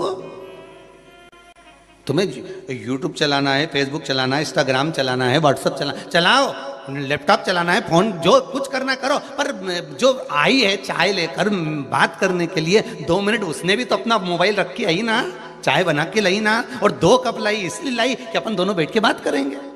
तो शनि महाराज जी की धर्म पत्नी भी ये सोच के आई थी कि मेरे प्रभु के पास में बैठकर मैं थोड़ी चर्चा करूं, मैं थोड़ी बात करूं, पर ये तो देखे ही नहीं लगा। आ गया क्रोध, और क्रोध में बस खड़ी होकर बोल दी, मेरा श्राप है स्वामी तुमको। अब देखिए जरा शनि महाराज की पत्नी, मेरा श्राप है स्वामी तुमको, तुम मुझे नहीं देखे हो, अपने कार्य में लगे हो, मैं श्राप देती हूं, तुम जिस पर दृष्टि दोगे वो जलकर भस्म हो जाएगा। बहुत अच्छे थे शनि महाराज, ऐसा नहीं है, थे अच्छे, परंतु ये जगदम्बा के कारण गुस्सा आ गया बस, और श्राप मिला जिस पे दृष्टि दोगे, बस शनि महाराज ने भी सोच लिया अब क्या करूं, श्राप लग गया। भगवान शनि महाराज भी विचार करे कि अब किसी को भी देखूंगा, तो इसलिए शनि महाराज की दृष्टि नीचे रहती है, सामने कभी नहीं रहती। शनि मंदिरों में जितने भी शनि मंदिर हैं, आप सारे शनि मंदिरों में जाकर दर्शन करोगे तो शनि महाराज की दृष्टि सामने है, पर शास्त्र कहता है शनि महाराज ने दृष्टि अपने ऊपर नहीं रखी, नीचे की ओर रखी है, ऊपर नहीं रखी, नीचे की ओर रखी है, नीचे झुकाकर। अब लोग समझे तो ना, मंदिरों में जितने शनि मंदिर हैं, सब मंदिरों में शनि की दृष्टि सामने रख दी, जो आता है तेल चढ़ाने पूजन करने के लिए दृष्टि सम्मुख होती है। शनि महाराज ने अपनी दृष्टि नीचे रखी है। शनि महाराज दृष्टि कब उठाते? जब किसी को नष्ट करना हो। तुम जिस पर दृष्टि डालोगे वो जलकर भस्म हो जाएगा, ये शनि महाराज की धर्म पत्नी ने कहा है। और आज शनि महाराज जी की धर्म पत्नी जिस घर में निवास कर रही हैं, शनि महाराज जिस घर में निवास कर रहे हैं, उस मकान का नाम क्या है? अभी बताया था, क्या नाम था? कुंभ। अपने भी मकान का नाम होता है ना, कोई ने पितृ कृपा लिख देता है, कोई गुरु कृपा लिख देता है, कोई देव कृपा लिख देता है, कोई लक्ष्मी कृपा लिख देता है, कोई अपने पिताजी का नाम से लिख देता है। मकान का नाम लोग रख देते हैं, ये हमारे मकान का नाम। तो शनि महाराज के घर का नाम था कुंभ। उस कुंभ मकान में शनि महाराज रह रहे थे, पिताजी का आगमन हो गया। बहुत ध्यान से सुनना, ये मकर संक्रांति की कथा है। पहले मिली कि नहीं मिली वो हम नहीं जानते, पर मकर संक्रांति का भाव को जान लीजिए महाराज, कि क्यों महत्व है दान का, गुड़ और तिल्ली का, क्यों महत्व है सूर्य नारायण के पूजन का।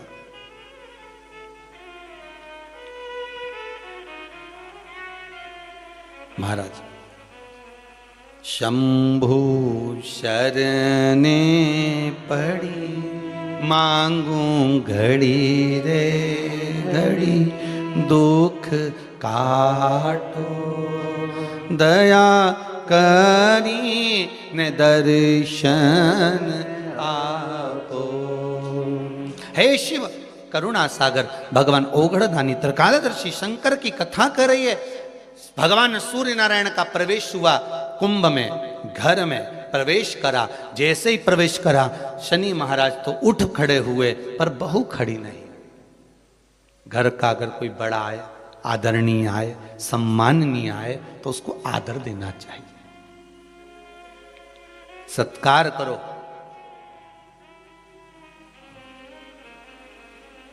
तेरा ही दिया मैंने खाया पिया है, तेरा शुक्रिया है, तेरा शुक्रिया। मुझे भोले बाबा ने बहुत दे दिया है, तेरा शुक्रिया है, तेरा शुक्रिया है। थोड़ा सा आदर करो। अच्छा, दोनों में विचार बड़े विचित्र होते हैं। बहू सोचती है मैं सास को सुधार दूं, और सास सोचती है, जम के बोलो, बहू को सुधार। और सुधरती दोनों ही नहीं है। धीरे धीरे करके सिधर जाती है पर सुधर नहीं पाती। और कितना सुंदर भाव कहा है महाराज, अपन अपने आप को तो सुधार नहीं रहे, सब कुछ सुधार रहे। हमारे घर में शांति नहीं है गुरुजी, बहुत तकलीफ है गुरुजी।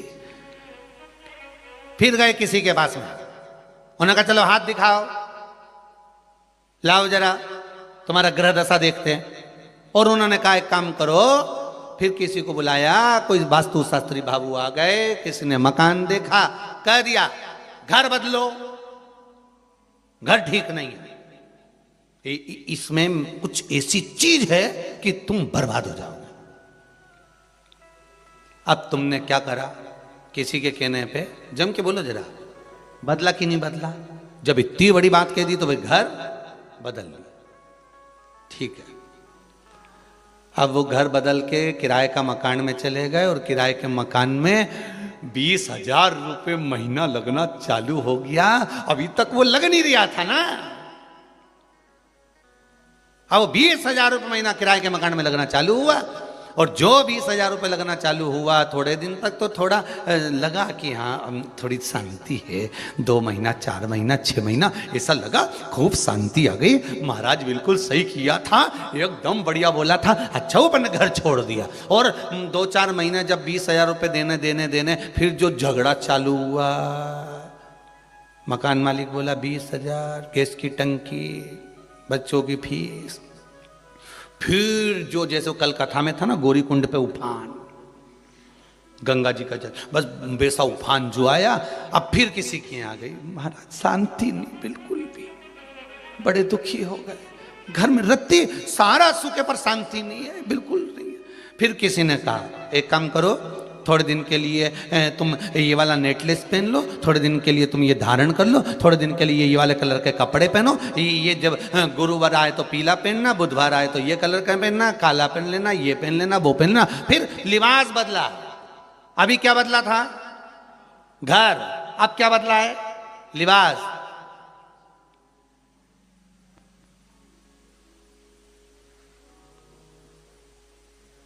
थोड़े दिन अच्छा लगा क्योंकि कपड़े चेंज हो गए, मॉल पे से नए आ गए, तो अभी दुखी भी नहीं होंगे क्योंकि अच्छा लगना। फिर 4-6 महीने निकले, 8 महीने, 1 साल निकला। उसके बाद फिर किसी बात बड़े दुखी हो गए, बड़ी तकलीफ है। क्या हुआ? क्या? बस पूछो ही मत, व्यापार में भी बड़ी तकलीफ है, घर में भी है। फिर किसी ने कह दिया तुम्हारे रिश्तेदार तुम पे कुछ करवा रहे हैं। फिर तुम्हारे रिश्तेदार कर रहे हैं। अब क्या करा इसने? रिश्तेदारी छोड़ दी, क्योंकि महाराज जी ने कहा था रिश्तेदार करवा, रिश्तेदारी छोड़ दी। अब अभी क्या बदला था? सबसे पहले जम के बोलते जाओ, घर बदला, फिर लिबास बदला, फिर रिश्ते बदल दिए। अब थोड़े दिन किसी से फोन पे बात नहीं हो रही, किसी से बातचीत बंद हो गई। अब ऐसा लग रहा है वही करा रही थी, अब तो अच्छी हमारी तबीयत भी अच्छी हो गई। अब 2, 4, 8, 15 दिन, 1-2 महीना, 4 महीना, 6 महीने अच्छे रहे, फिर मालूम पड़े तकलीफ आ गई। फिर किसी ने कह दिया, किसी क्या गया, क्या हुआ? वो तुम्हारा जो सहेली है ना, और वो दोस्त है ना तुम्हारा, बहुत वही सब कुछ कर रहा है। अब बचा कुछ दोस्त बचे थे, सहेली बची थी, तो पहले क्या बदला? घर। फिर क्या बदला? लिबास। फिर क्या बदला? रिश्तेदार। अब क्या बदल रहे हो? एक दोस्त छोड़ा, एक सहेली छोड़ी, दूसरी बना ली। पर शिव महापुराण की कथा कर रही है, जब सब कुछ बदल के देख लो और कुछ बदलने के लिए ना बचे, तो अपने पुराने घर में रहकर अपने आप को बदल कर देख लेना, सब बदला हुआ नजर आ जाएगा। हम खुद को नहीं बदल पा रहे हैं, बाकी के हमने सब कुछ बदल दिया।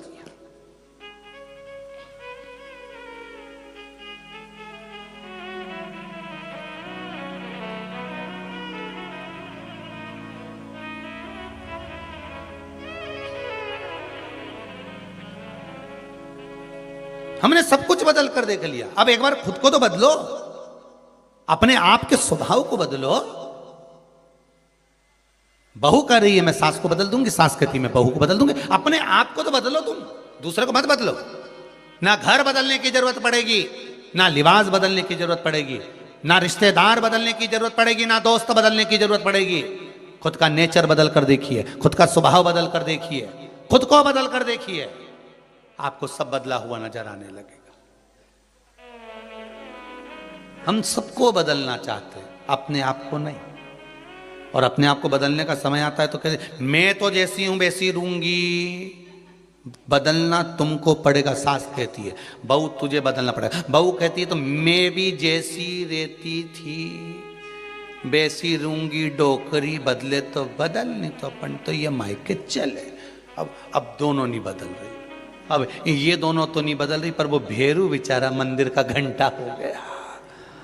इधर से मम्मी चिल्लाए, घंटा बजा के चल जा। इधर से पत्नी चिल्लाए, वो भी बजा दे। बीच में लटक रहा बेचारा।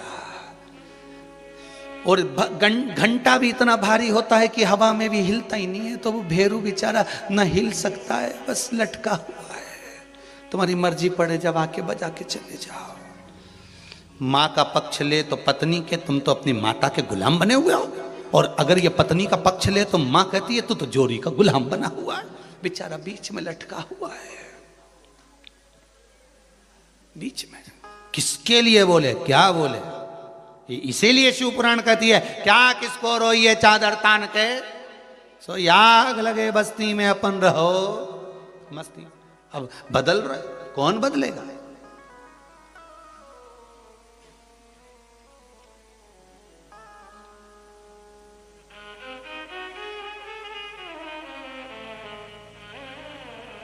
महाराज अगर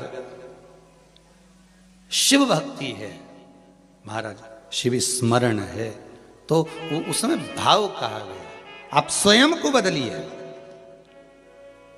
और मुझे इस बात का बड़ा गर्व है, आज दुनिया के लोग शिव महापुराण की कथा सुनकर, जितने लोग मोबाइल पर सुन रहे हैं, जितने फेसबुक पर सुन रहे हैं, जितने यूट्यूब पर सुन रहे हैं और जितने आस्था चैनल पर सुन रहे हैं, इन सभी श्रोताओं पर मुझे गर्व है इस चीज का कि आपने दूसरे को नहीं बदला, आपने अपने आप को बदला है। एक लोटा पानी आप स्वयं लेकर मंदिर जा रहे हो, आप स्वयं बेलपत्र चढ़ा रहे हो, आप स्वयं पशुपतिनाथ का व्रत कर रहे हो, आप स्वयं सोमवार की अष्टमी कर रहे हो, आप स्वयं प्रदोष का व्रत कर रहे हो, आप स्वयं शंकर जी को एक चावल का दाना चढ़ा रहे हो, आप स्वयं शंकर भगवान पर एक फूल चढ़ा रहे हो। आपने दूसरे को बदलना नहीं है, आपने खुद को बदला। और आप खुद को बदले, इसलिए धीरे धीरे देखते देखते पूरा परिवार बदल गया, फिर रिश्तेदार बदल गया। अब पूरे मोहल्ले में जो शंकर जी का मंदिर होगा उसमें तुमने चालू करा था, अब तुम्हें भी लाइन लगाकर पूजन करना पड़ रही होगी, क्योंकि तुमने बदला है। ये सीहोर वाले महाराज ने नहीं बदला। सीहोर वाले महाराज की सामर्थ्यता नहीं किसी को बदलने की, बदलाव तुम लेकर आए। कोई कहे सीहोर वाला महाराज कुबेरेश्वर धाम बना रहा, सीहोर वाले महाराज की दम नहीं है दादा, वो तो उसकी घर की छत नहीं बना पाया। कौन बना? कभी आप आए सीहोर में तो हमारे घर की छत देखेंगे ऊपर वाली, तो वो सीमेंट में से भी पानी टपकता, 2 जगह से पोपड़ा नीचे टपक गया। पानी बैठ गया छत में तो वो नीचे टपक गया, सीमेंट का वो प्लास्टर। जिसकी खुद की सामर्थ्यता नहीं घर बनाने की, वो क्या धाम बनेगा? ये तो कुबेरेश्वर धाम आप सबने बनाया है, आप सबने। एक एक ईंट, एक एक रुपया, एक एक रेत का कण कण यहाँ जितने कंकर पड़े हैं ये सब आप ही के शंकर हैं, आपने संजो कर लगाया है तो बना है, सामर्थ्यता नहीं किसी की। आज हम कहें कि ये गुप्ता परिवार कथा करा रहा है इछावर से आकर, या भवानी मंडी से आकर ये मंगल परिवार कथा करा रहा है, या ऑस्ट्रेलिया का वो शर्मा परिवार कथा करा, नहीं नहीं नहीं, ये तो प्रभु कृपा हुई है इन पर। और सबसे ज्यादा कृपा तो आप लोगों पर हुई है जितने श्रोता कथा सुन रहे हैं, और वो भी मकर संक्रांति के पर्व पर। कई लोगों को नहीं मालूम होगा कि ये भगवान शनि महाराज के घर में आग लग गई थी, भगवान पिता ने आग लगा दी थी अपने बेटे के घर में, और फिर बेटे ने दूसरा घर का निर्माण करा था। एक घर था कुंभ, फिर इस कुंभ घर में आग लगी थी, तब दूसरा घर बना था मकर, फिर मकर घर में भगवान सूर्य नारायण आए, उनका आदर हुआ, तब जाकर ये मकर संक्रांति हुई। कोई ऐसी हो गई क्या मकर संक्रांति? मकर संक्रांति का मतलब क्या है? क्यों कहते हैं कि ये 13-14 चीजें आप लोग बांटते हो ना, तो किसको बांटते हो? तुमसे छोटी उम्र वाले को बांटोगे? सास क्या बहू को देगी समान? सास बहू को देती है क्या समान? नहीं। बहू किसको देती है? सास को। बहू किसको देती है? जेठानी को। बहू समान किसको देती है? ननंद को। बहू समान किसको देती है? कोई मोहल्ले में कोई बड़ी उम्र की कोई बहुएं हों, बड़ी उम्र के जो लोग हों, सौभाग्यवती नारी हो, उसको ये 13-14 चीजें दी जाती है।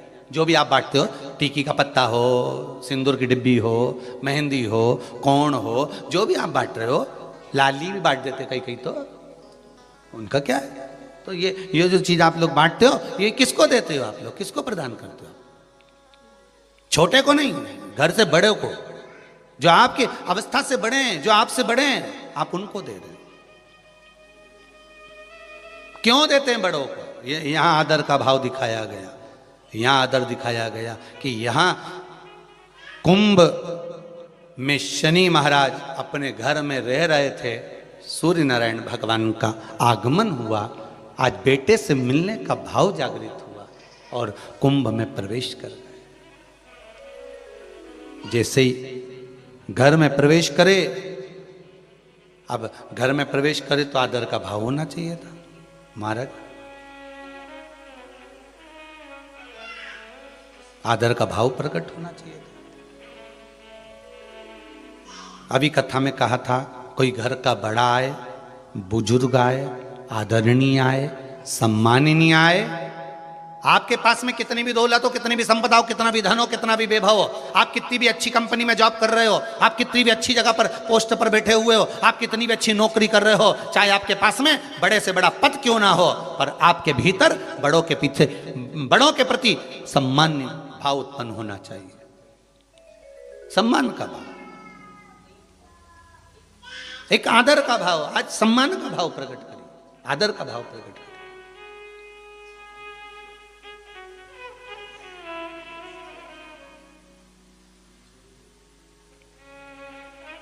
महाराज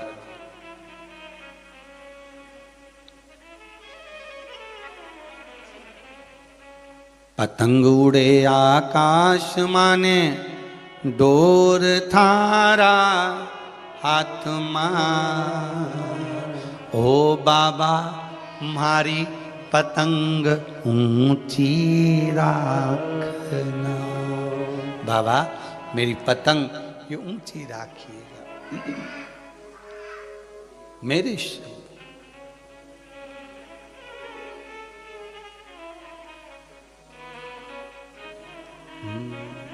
शिव भगवान सूर्य नारायण को देखकर बेटा तो उठकर खड़ा हो गया, पर धर्मपत्नी थोड़ा आदर ना कर पाई, थोड़ा आदर नहीं करा है। और जब आदर नहीं हुआ, जानकर शनि महाराज से कहा, शनि महाराज को थोड़ा सा क्रोध आया, सूर्य बाबा को क्रोध आ गया। सूर्य बाबा ने अपने ही तेज प्रकाश से कुंभ को जला दिया। जिस घर का तुझे अभिमान है, जिस घर का तू अभिमान बनाकर बैठा है, जा, तेरे ही घर को मैं श्राप देकर जला देता। बहुत ध्यान देना महाराज, ये कोई साधारण सी कथा नहीं है मकर संक्रांति की। राम घाट से आज की कथा चालू हुई है। रामघाट से। और बहुत ध्यान देने वाली बात है, शनि महाराज का घर जला था पिता के सम्मुख में। उसका एक कारण है, जिस घर में बड़ों का आदर नहीं होता, सम्मान नहीं होता, सत्कार नहीं होता, वो घर में भले फ्रिज, कूलर, वॉशिंग मशीन, जमीन जायदाद सब बढ़ सकती है, पर उसका वैभव, उसका यश और आरोग्यता नहीं आ सकती। कई लोग कहते हैं हमारी माँ तो बहुत पक्षपात करती हैं, हमारे पिताजी तो पक्षपात करते हैं, उन्होंने उनको इतना दे दिया, हमको कम दे दिया, ऐसा कर दिया, वैसा। भले करे, उनके कर्म का भोग वो भोगेंगे, पर आपका कर्म है, आप अपने माता पिता का आदर करिए। जब वो आपके घर में आए, आदर दीजिए, और नहीं आते, कितना भी झगड़ा हो, कितना भी लड़ाई हो, कितना भी विवाद हो, कितनी भी विवाद हो, बात खत्म ना करते हुए, बात बंद ना करते हुए, एक बार उनको बुलाओ जरूर कि मेरे घर पर आइए। आदर करो, सम्मान करो, सत्कार करो। शनि महाराज का घर भी जल गया था, मात्र पिता का आदर नहीं हुआ था। कितना प्रबल थे शनि महाराज, जरा अंदाजा लगाओ। जिनकी ढैया और 7.5 तो यूं ही निपटा दे आदमी को। जो कृपा की दृष्टि शनि महाराज कर दें तो धन की कमी ना हो जिसके यहाँ, और अगर शनि महाराज को दृष्टि कर दें तो लोग बर्बाद हो जाएं। वो शनि महाराज का घर उनके पिताजी ने आग लगा दी। किसकी हिम्मत शनि महाराज पे दृष्टि डालने की।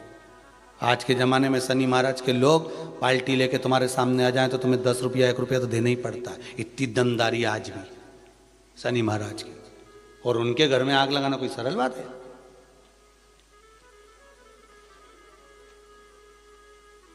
सीधा सीधा बोल्ड आदमी से भिड़े हैं, सीधी बात। आज भी शनिवार आते हैं, जो बाल्टी सामने दी रुपया निकाल कर डालना पड़ता है। इतनी दमदारी है, इतनी दमदारी। अच्छा भी पर्स टटोलता रहे, देखो 1 रुपया हो, 2 रुपया, देखो जरा। उसने कुछ भी नहीं बोला, बस उसने तो बाल्टी आगे अड़ाई, पहचान गए कि वो का आदमी है, देना पड़ेगा। कितनी बोल्डता होगी, कितनी दमदारी होगी, जरा सोचिए। और वो शनि महाराज का मकान, घर जिसमें शनि महाराज रह रहे थे, उसमें आग लगा दी किसने? सूर्य नारायण भगवान, पिता ने। क्योंकि आदर माँ बाप का अगर नहीं है तो वो जमीन जायदाद किसी काम की नहीं है।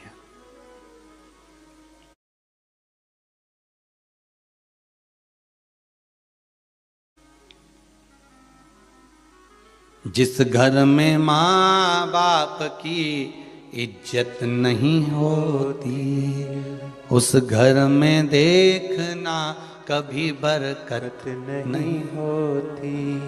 जहां आदर नहीं, सम्मान नहीं, सत्कार नहीं, मदन दौलत का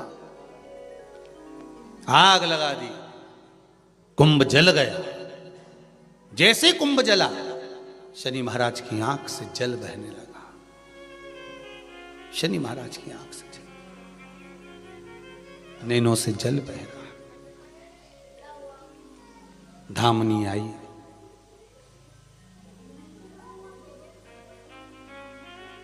पूछा क्या हुआ, आज घर में आग लग गई। पिता आए थे, उनके लिए कुछ ला नहीं सकी तो? घर का बुजुर्ग आया था, घर का बड़ा आया था, कम से कम आदर तो करना चाहिए। कुछ नहीं, अगर घर का बड़ा आए ना, घर का बुजुर्ग आए ना, घर का कोई बयो व्यक्ति आए तो आदर के 2 शब्द ही बोल लो, बहुत ऐसा मीठे शब्द।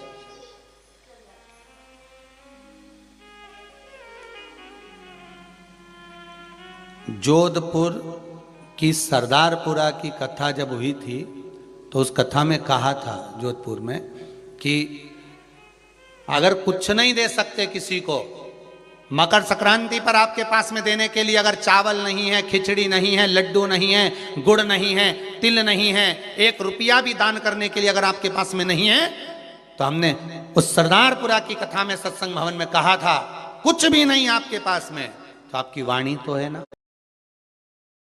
What coffee can investing is giving you is a simple mental model to say आप डालिए, fill it, shut it and let it drip. Forget it so that your brain doesn't damage your own portfolio. Things will go up, things will go down. Now there's a basic mathematical rule behind it. So कुछ भी नहीं आपके पास में तो आपकी वाणी तो है ना, प्रेम के बोल बोल लीजिए, राम नाम, कृष्ण नाम, शिव नाम का दान दे दीजिए, श्री शिवाय नमस्तुभ्यम, ये दान दो। नहीं है आपके पास कुछ दान करने के लिए, आप श्री शिवाय नमस्तुभ्यम दान करो। और अगर भगवान ने दिया है आपको थोड़ा बहुत धन, अगर भगवान ने आपको दिया है तो सत्कर्म में लगाने का प्रयास करिए, लगाओ उसको, वो गलत जगह पर लगे उससे अच्छा अच्छी जगह लगा। और अगर कुछ नहीं है तो मुख से बोलते चलो, श्री शिवाय नमस्तुभ्यम, श्री शिवाय नमस्तुभ्यम। आज मकर संक्रांति है, सभी लोग इस मंत्र का दान आप भी करो और हम भी करें, साथ में मिलकर बोलें, श्री शिवाय नमस्तुभ्यम, श्री शिवाय नमस्तुभ्यम, श्री शिवाय नमस्तुभ्यम, श्री शिवाय नमस्तुभ्यम। कुबेरेश्वर बाबा की इस पावन धरा से ऑनलाइन जितने लोग शिव महापुराण की कथा को सुन रहे हैं, यही विचार करना कि कुबेरेश्वर बाबा के इस पावन प्रागण्य में जो कुबेर भंडारी की ये भूमि है, उसमें जो कूप है, यही समझना कि उस पवित्र कूप का आप स्नान कर रहे हो। एक बार फिर मुख से बोलो, श्री शिवाय नमस्तुभ्यम, श्री शिवाय नमस्तुभ्यम। अब तो ये भाव रखो कि हमने पवित्र कूप में, कुबेरेश्वर धाम के इस पावन धरा पर जो कूप है बाबा का, हमने उसमें स्नान कर लिया।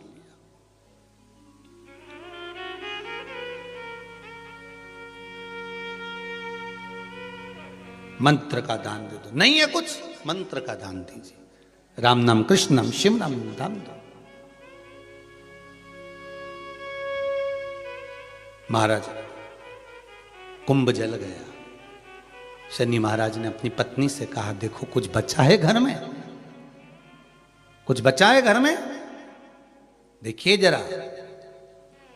शनि महाराज की धर्म पत्नी दौड़ कर गई है और जाकर देखा तो धधक धधक कर जल रहा था, कुछ भी नहीं बचा था, कुछ भी नहीं है। तब शनि महाराज ने अपने पिताजी के चरण पकड़े, गलती हो गई, मेरा पिता आया था, मैं आदर नहीं कर पाया, मेरे पिता आए, सूर्य नारायण आए और मैं आदर नहीं कर पाया। विनती करता हूं, निवेदन करता हूं, पिताजी आप, मैं दूसरे घर का निर्माण करता हूं, उस घर में आप जरूर आना पिताजी, मुझसे जो बनेगा मैं आदर के भाव रख दूंगा, मुझसे जो बनेगा मैं आदर का भाव रखूंगा।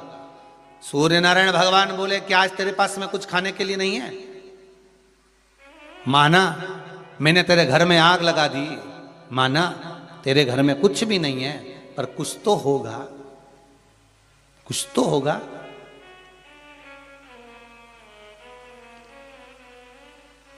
अंदर गई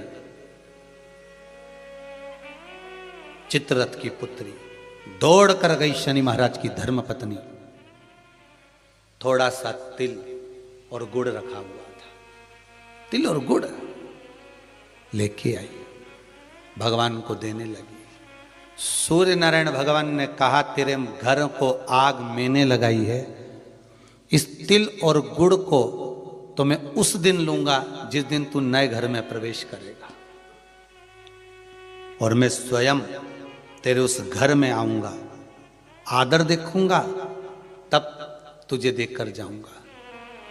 भगवान ने, शनि महाराज ने नया घर बनाया जिसका नाम था मकर।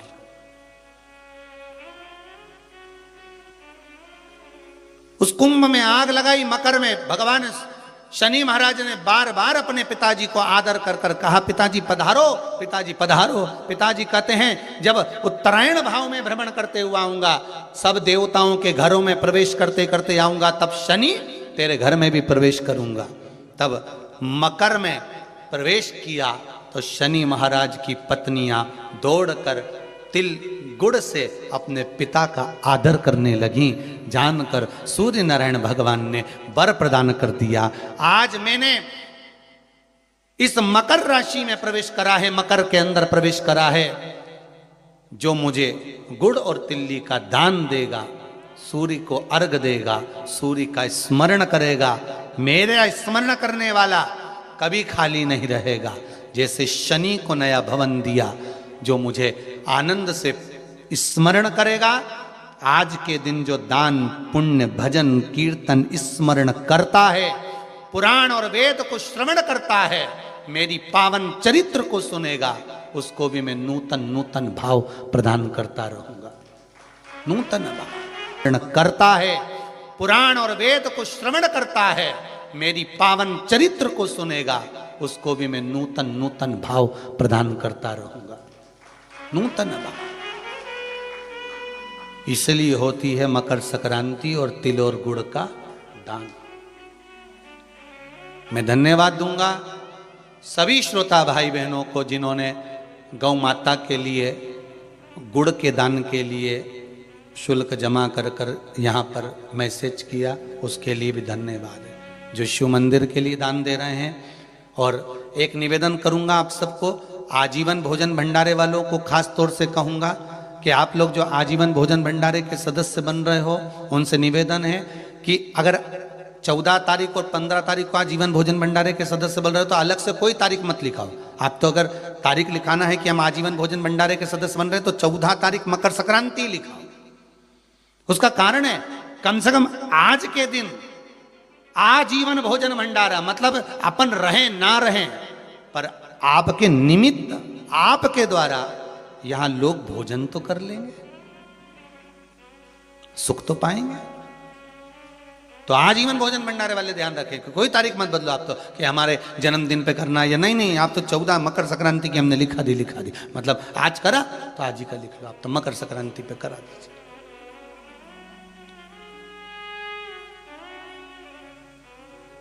सिद्धता भगवान सूर्य नारायण कर रहे हैं, भगवान भास्कर देव कर रहे हैं। सुनो शनि, तुम नए घर में प्रवेश करे हो, इसलिए तुम्हारे घर में मैंने प्रवेश करा है। जो मुझे तिल का और गुड़ का भाव देगा, दान पुण्य स्मरण करेगा, मकर राशि के अंतर्गत मैं प्रवेश करा हूं, तुम्हारे घर में संपदा की वृद्धि होगी। दान धर्म पुण्य संकीर्तन स्मरण ये कभी घटता नहीं।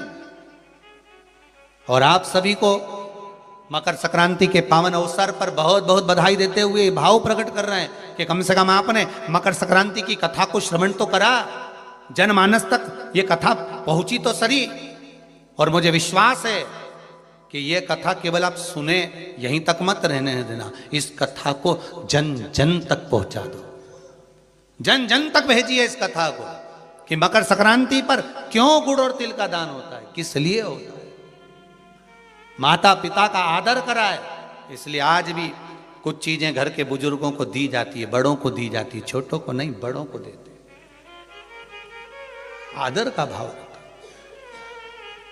शिव पुराण कह रही है महाराज, भगवान शंकर पार्वती आनंद के साथ निवास कर रहे हैं, तभी उसी समय पर शिव और पार्वती का मंगल विवाह हो रहा। और मंगल विवाह के समय पर कल कथा में अपन ने श्रवण करा था कि पार्वती मैया को क्रोध आ गया, और आज भी वो गौरी कुंड जो हिमाचल में विराजमान है, आज भी वो गौरी कुंड के पास से अगर कोई गंगा का जल लेकर जाता है तो वो गौरी कुंड में उछाल आ जाता है, उछाल।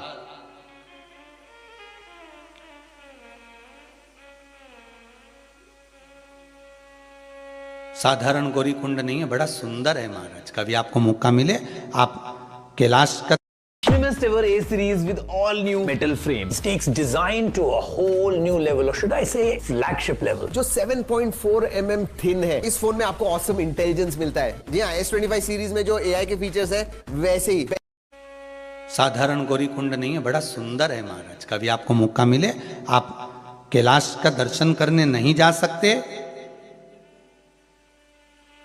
आप अगर चीन पहुंचकर कैलाश का दर्शन नहीं कर सकते तो एक बार जाकर आप मणि महेश का दर्शन जरूर करना। बीच में गौरी कुंड पड़ेगा, फिर मेरे मणि महेश पड़ेंगे। भगवान शंकर जैसा कैलाश पर्वत की शोभा है वैसी मणि महेश की शोभा है, वैसी मणि महेश की शोभा। एक बार मौका मिले तो जरूर दर्शन करें। महाराज भगवान हिमालय राज अपनी पुत्री को ले गए और अपनी बेटी को लेकर भगवान गए और भगवान भोलेनाथ के साथ में विवाह करने का वचन देकर गए हैं हिमालय राज। और वचन देकर बेटी को लेकर गए, चलो पार्वती चलो, मैं तुम्हारा विवाह शिव के साथ कराऊंगा, मैं वचन देता हूं आपको। पार्वती जी कहती हैं, पिताजी मान लो मैं घर गई और आपने कहा कि मैं शिव से विवाह नहीं करूं। नहीं बेटी, मेरा वचन है, आपने शंकर को राजी करा है, शिव को राजी करा है, तो बेटी मैं शिव को ही ब्याहूंगा। और निवेदन है, पार्वती रूपी इस मन को कहीं दो मत दो, पर शिव को जरूर दो, शंकर को दीजिए।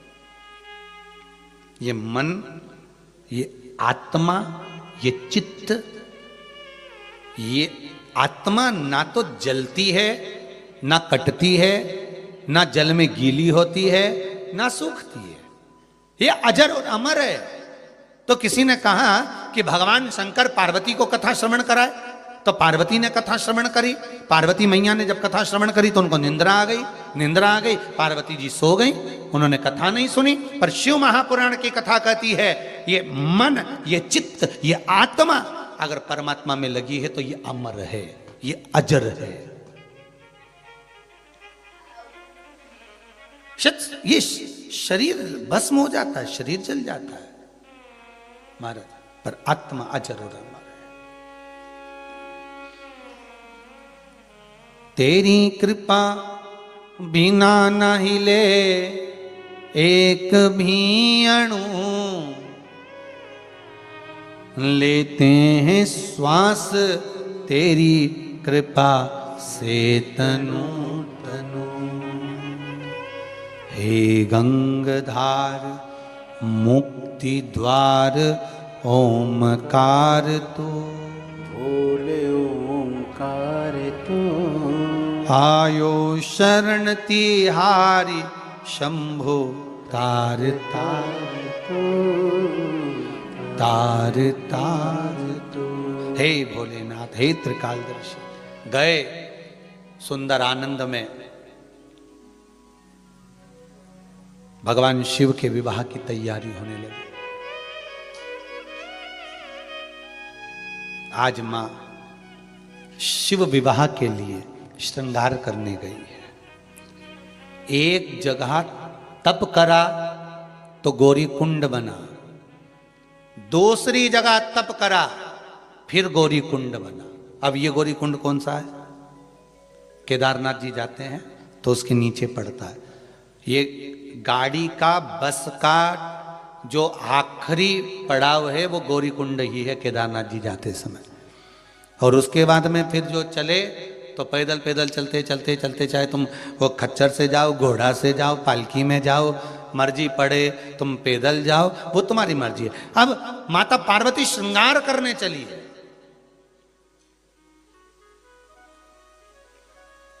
एक गौरी कुंड पर बैठकर तप करा है, एक गौरी कुंड पर बैठकर तप करी है, और तप करने से भगवान शंकर को प्राप्त करा है, शिव को प्राप्त करा है। और अब की बार जा रही है वो गौरी कुंड पर श्रृंगार करने के लिए जा रही है।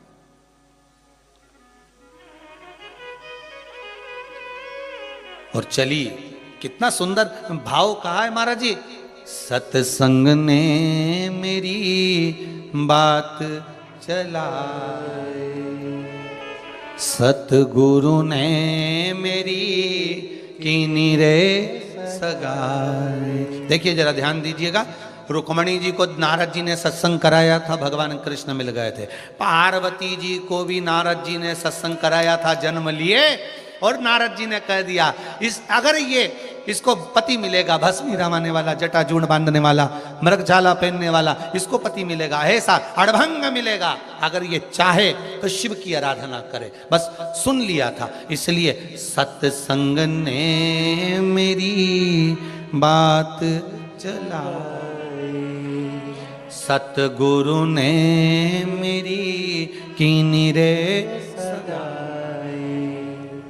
अब गुरु को बुला के हाथ लेवा तो करा दो, मुझे भोले बाबा की दुल्हन बना दो। आओ मेरी सखियों मुझे मेहंदी लगा दो, मुझे भोले बाबा की दुल्हन बना दो। ये मन, ये चित्त, ये वृत्ति शंकर में लगा दो शिव। उस गौरी कुंड में पुरुष नहीं नहा सकता, आचमन नहीं कर सकता, स्पर्श नहीं कर सकता जल को, और इस गौरी कुंड में सब स्नान कर। क्यों? क्योंकि यहां मां ने श्रृंगार करा था अपने परमात्मा के लिए, अपने पति शिव के लिए। इस गौरी कुंड में जो स्नान करता है उसको शंकर का दर्शन हो ही जाता है। ये गौरी कुंड, ये वो गौरी कुंड।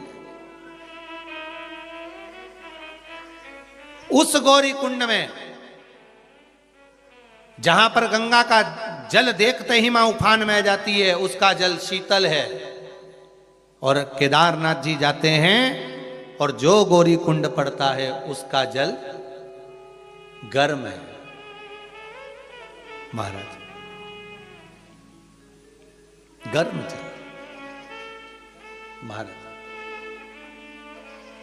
श्रृंगार किया मां ने, विवाह की तैयारी हो गई, भोलेनाथ बारात लेकर आ रहे हैं धड़धड़ाते हुए। त्रिजुगी नारायण की पावन धरा, कौन सी जगह? उत्तराखंड के त्रिजुगी नारायण की पावन धरा, जहां पर भगवान देव अधिदेव महादेव का मंगल मंडप बना है विवाह का। हमें तो ऐसा लगता है शिव जी की शादी भी आज के फैशन से हुई थी, हमको ऐसा लगता है। देखो है, अब देखो बारात हिमालय राज के यहाँ पहुंची, अंदाजा लगाइए जरा। हो हिमालय राज की नगरी में बारात पहुंची, शादी कहाँ होना चाहिए, भोजन कहाँ होना चाहिए, सब जगह अलग अलग निश्चित करी। इस ग्राउंड में ब्याह होगा, इस ग्राउंड में भोजन होगा, वहाँ मंडप लगेगा, वहाँ फेरे होंगे, वहाँ स्टेज लगेगा, वहाँ ये होगा। तो शंकर जी का जो मंगल विवाह हुआ था वो त्रिजुगी नारायण में हुआ था, जहां पहले सती और शिव का विवाह हुआ है। उसी भूमि पर, जिस जगह पर सती और शंकर का मंगल विवाह हुआ, उसी भूमि पर पार्वती और शिव का छाट कर रखी है भूमि, छाट कर कि ये त्रिजुगी नारायण। और कोई साधारण सी भूमि नहीं है त्रिजुगी नारायण, जहां पर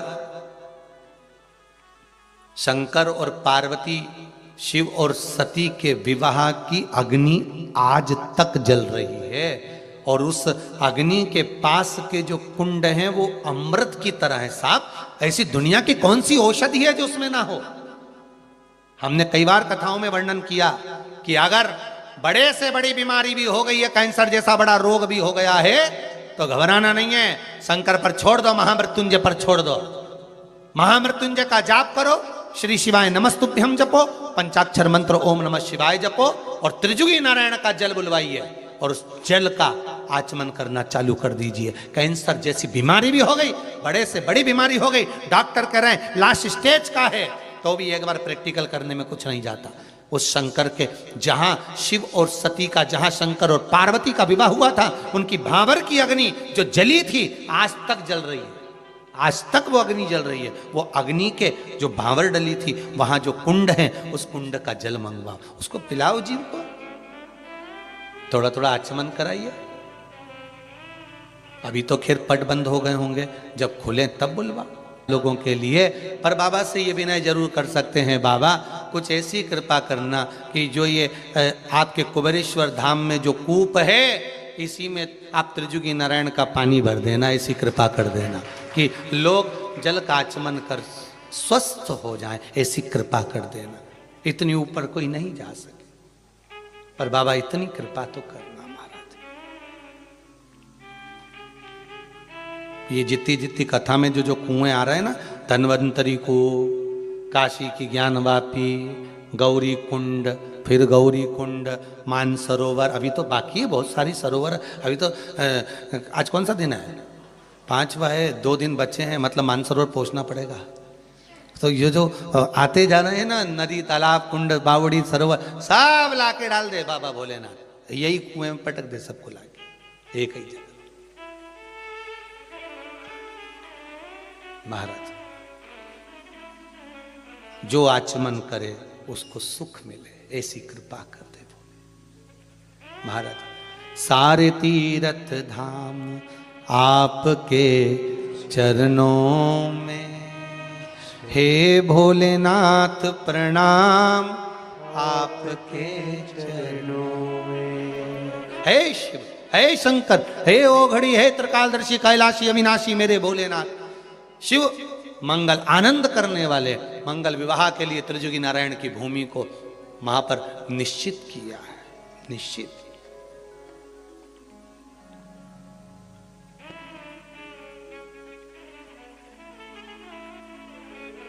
महाराज ब्रह्मदेव ब्रह्माणी के साथ, भगवान विष्णु लक्ष्मी जी के साथ, 33 कौटि देवता भगवान शंकर के मंगल विवाह का आनंद करने के लिए पधारे उस त्रिजुगी नारायण की भूमि पर। अब आपका आश्चर्य होगा, बहुत बड़ा आश्चर्य, कि त्रिजुगी नारायण में शंकर और सती का विवाह हुआ था, तो वहां पर मूर्ति किसकी होना चाहिए मंदिर में? जम के तो बोलो, शंकर जी और पार्वती जी की। पर त्रिजुगी नारायण का अगर आप दर्शन करने जाएंगे तो वहां मूर्ति शंकर और पार्वती की नहीं है, वहां मूर्ति भगवान विष्णु और लक्ष्मी की है। और जिस शिला पर भगवान की भावर हो रही थी, जहां पर भगवान खड़े होकर वरमाला पहनाए हैं माता को, वो कोई दूसरी शिला नहीं, वहां ब्रह्मदेव स्वयं शिला बनकर लेट गए थे भगवान शंकर के लिए। क्योंकि शंकर जी के लिए सुंदर सिंहासन लाए थे। भगवान हिमालय राज की बेटी का ब्याह, हिमालय राज की कन्या का ब्याह, और उधर दक्ष प्रजापति की बेटी सती का विवाह। एक राजा की लड़की के लिए कोई पत्थर पे बिठा के जयमाला होगी क्या? तो उनके लिए सिंहासन बुलवाए थे।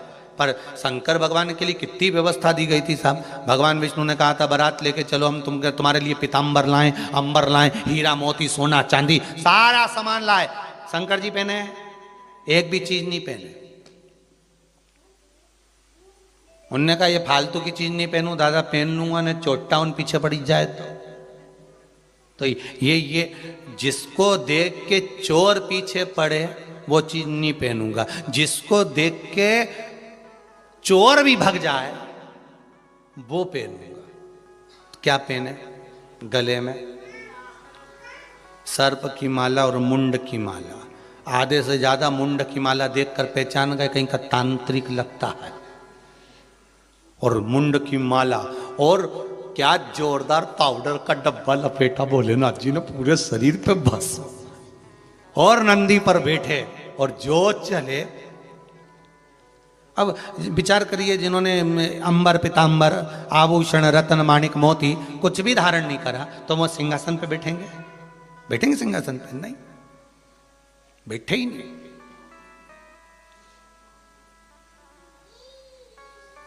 अब कितनी सुंदर बात है। कभी आपने राम जी के राज्याभिषेक का फोटो देखा है? तो पूछा कि आप बैठे क्यों नहीं हो? तो भोलेनाथ जी ने कहा, देखो मैं सिंहासन पे नहीं बैठता, ये सिंहासन पे बैठने का काम नारायण का और ब्रह्मा जी का है। अपन तो अपना नंदी भला और ये कैलाश पर्वत भरा। सिंहासन का लफड़ा बहुत बेकार है। एक बार जो सिंहासन पे बैठ जाता है फिर उससे सिंहासन बड़ी मुश्किल से छूट पाता है। तुम तो वो सिंहासन को जान दो, अपन अपने सिंहासन की बात कर लो। जिस कुर्सी पर, जिस सोफे पर तुम बैठे हो और तुम इधर गए पीछे और तुम्हारे सोफे पर कुर्सी पे कहीं का के बैठ जाए, तब तुम तो वो सिंहासन की तो बात जा रहे, तो अपनी इसी सिंहासन की बात कर रहे। बड़ी मुश्किल से छूटता है सिंहासन, बड़ी मुश्किल से। अब भोलेनाथ बाबा शंभू ब्याह करने के लिए, विवाह करने के लिए पधारे। महाराज आए, बड़ा सुंदर श्रृंगार है, सज के नंदी पे सवार बाबा भोलेनाथ पधारे, बड़ा सुंदर श्रृंगार करा। हो के नंदी पे सवार, 33 कोटि देवता हजार, चले ब्याने को गोरा जी को, मेरे भोलेनाथ हो के नंदी पे सवार। और जब पहुंचे त्रिजुगी नारायण में, त्रिजुगी नारायण इसलिए क्योंकि ब्रह्मा, विष्णु और महेश तीनों यहां पर हैं। सरस्वती, लक्ष्मी और पार्वती तीनों यहीं पर हैं।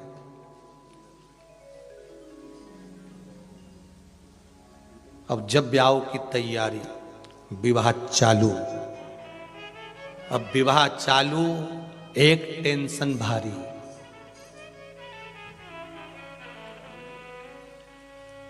जैसे शंकर जी की शादी में भावर के समय पर टेंशन था, ये भावर के समय पर थोड़ा ना थोड़ा टेंशन जरूर रहता है महाराज।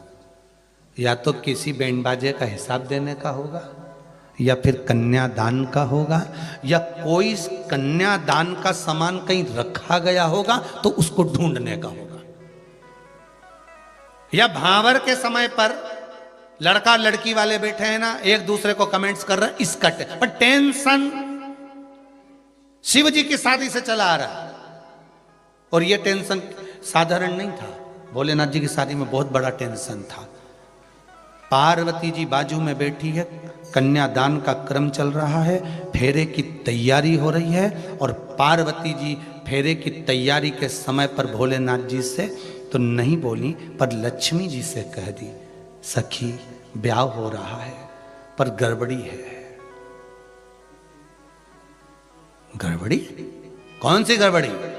एक ही गड़बड़ी है, मैं बाजू में खड़ी होकर परिक्रमा लूंगी पर वो गंगा सिर पे परिक्रमा ले रही है। एक गड़बड़ी है। गंगा कहां है? शंकर के, मेरे सर शिव के सिर पर गंगा है। अब अगर ये भी भावर ले लेगी तो अर्धांगिनी की बन जाएगी। टेंशन भारी है।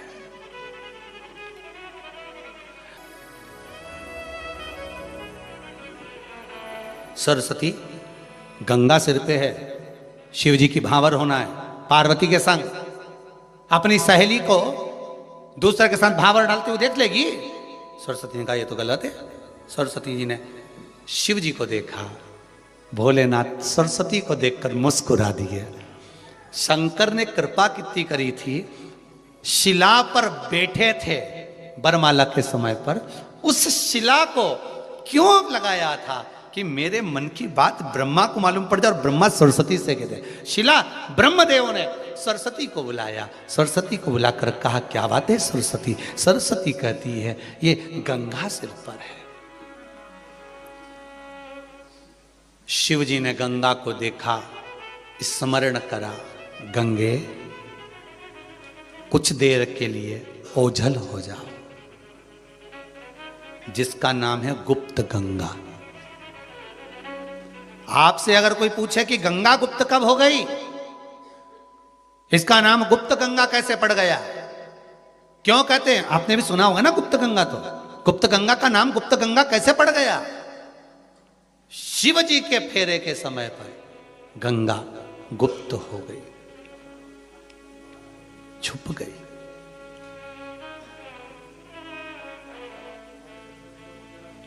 पार्वती मैया ने कहा एक बार जयमाला वापिस होगी।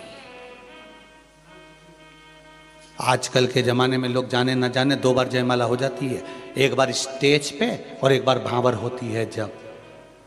तो शिव जी ने मन में सोचा जी दूसरी बार जयमाला क्यों करवा रही है। तो समझ में जब आएगा जब भगवान शंकर माला पहनने के लिए सिर नीचे करेंगे तो दिख जाएगी कि हे की गई है, नजर आ जाएगी हे की गई। गंगा ओझल हो गई। सरस्वती ने पूछा गंगा कहां हो तुम, गंगा कहां हो तुम, गंगा कहां हो तुम। आवाज लगाया माता सरस्वती ने। एक धार के रूप में सरस्वती गंगा प्रकट हो गई। कौन सी गंगा प्रकट हुई है? सरस्वती गंगा। क्योंकि सरस्वती ने आवाज लगाया था, गंगा को बुलाया था। त्रिजुगी नारायण के शंकर भगवान की भांवर चालू हो रही है और सरस्वती गंगा प्रकट हो गई। और वो गुप्त सरस्वती गंगा जब प्रकट हुई, उस सरस्वती गंगा के प्रकट होते से जो देखा प्रभु को भांवर डलते हुए प्रसन्न हो गई मां गंगा। आज मेरे भोलेनाथ का मंगल विवाह है। वर दे रही है सरस्वती गंगा, वर दे रही है सरस्वती गंगा, वर दे रही है। ब्रह्मा और भगवान विष्णु ने पूछा सरस्वती गंगे आज शिव जी का विवाह है, लोग शादी में गिफ्ट देते हैं, तुम कुछ नहीं लाई हो। सरस्वती गंगा कहती है क्यों ना लाई, मेरी भी गिफ्ट है। सुनो ब्रह्मा, सुनो विष्णु, सुनो ब्रह्मा विष्णु, मेरा भी गिफ्ट है।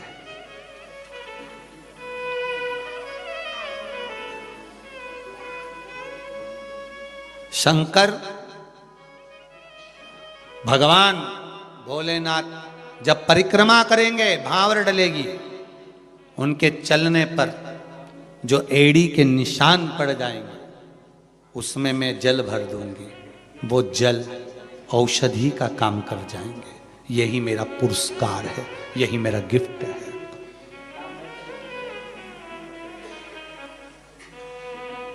महाराज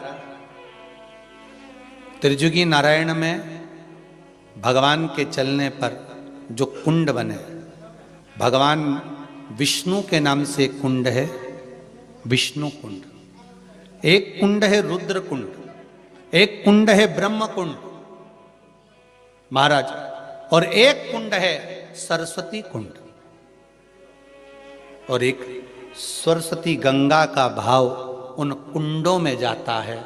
बस वही कुंड का जल जीवन की औषधि बन जाता है। मेरा तो निवेदन रहेगा कभी आप लोग केदारनाथ जाएं दर्शन के लिए तो गौरी कुंड से लगभग 5-6 किलोमीटर की दूरी पर त्रिजुगी नारायण है, एक बार जरूर दर्शन करें।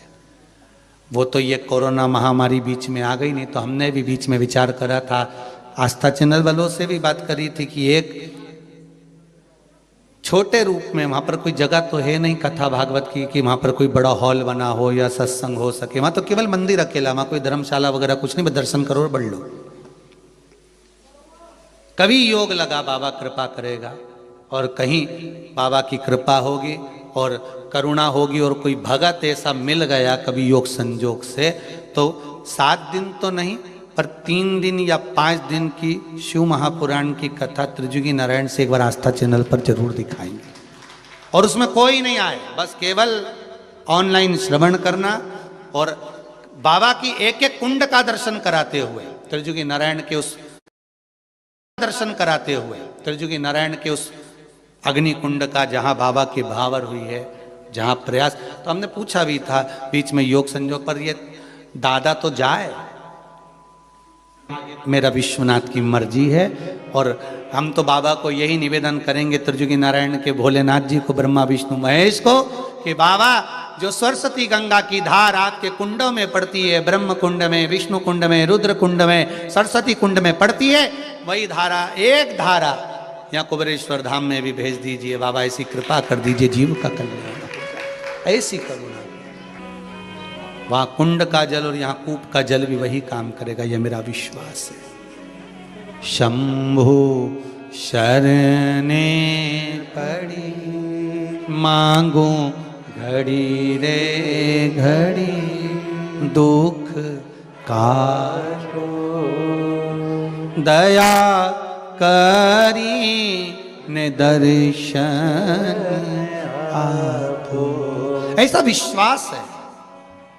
भागीरथ बाबा गंगा मैया को लेकर गए थे कपिल बाबा के आश्रम, कपिल मुनि के आश्रम। गंगा मैया को लेकर कपिल मुनि के आश्रम में भागीरथ बाबा गए। महाराज सरस्वती गंगा का सुंदर भाव प्रकट हुआ। रुद्र कुंड, विष्णु कुंड, ब्रह्म कुंड, सरस्वती कुंड, त्रिजुगी नारायण की उस पावन धरा पर आज भी वो पावन अग्नि आज भी जल रही है। आज मुनि बाबा के आश्रम में पहुंची, ऐसी सुंदर भाव से गंगा जी पधार रही हैं। भाव से हम भी बाबा की जटा में गंगा विराजमान हो रही है, ऐसे भाव के साथ में गंगा जी का हम दर्शन कर रहे हैं। भगवान शंकर की जटा में गंगा जी विराजमान हो रही है, उस पावन दर्शन को हम सब कर रहे हैं। बोल गंगा महारानी की जय। भगवान ओगड़दानी भगवान शिव आनंद के साथ में गंगा को अपनी जटा में धारण करते हुए वही गंगा मैया आनंद करते हुए चलती है। बोल गंगा महारानी की जय। हर हर महादेव।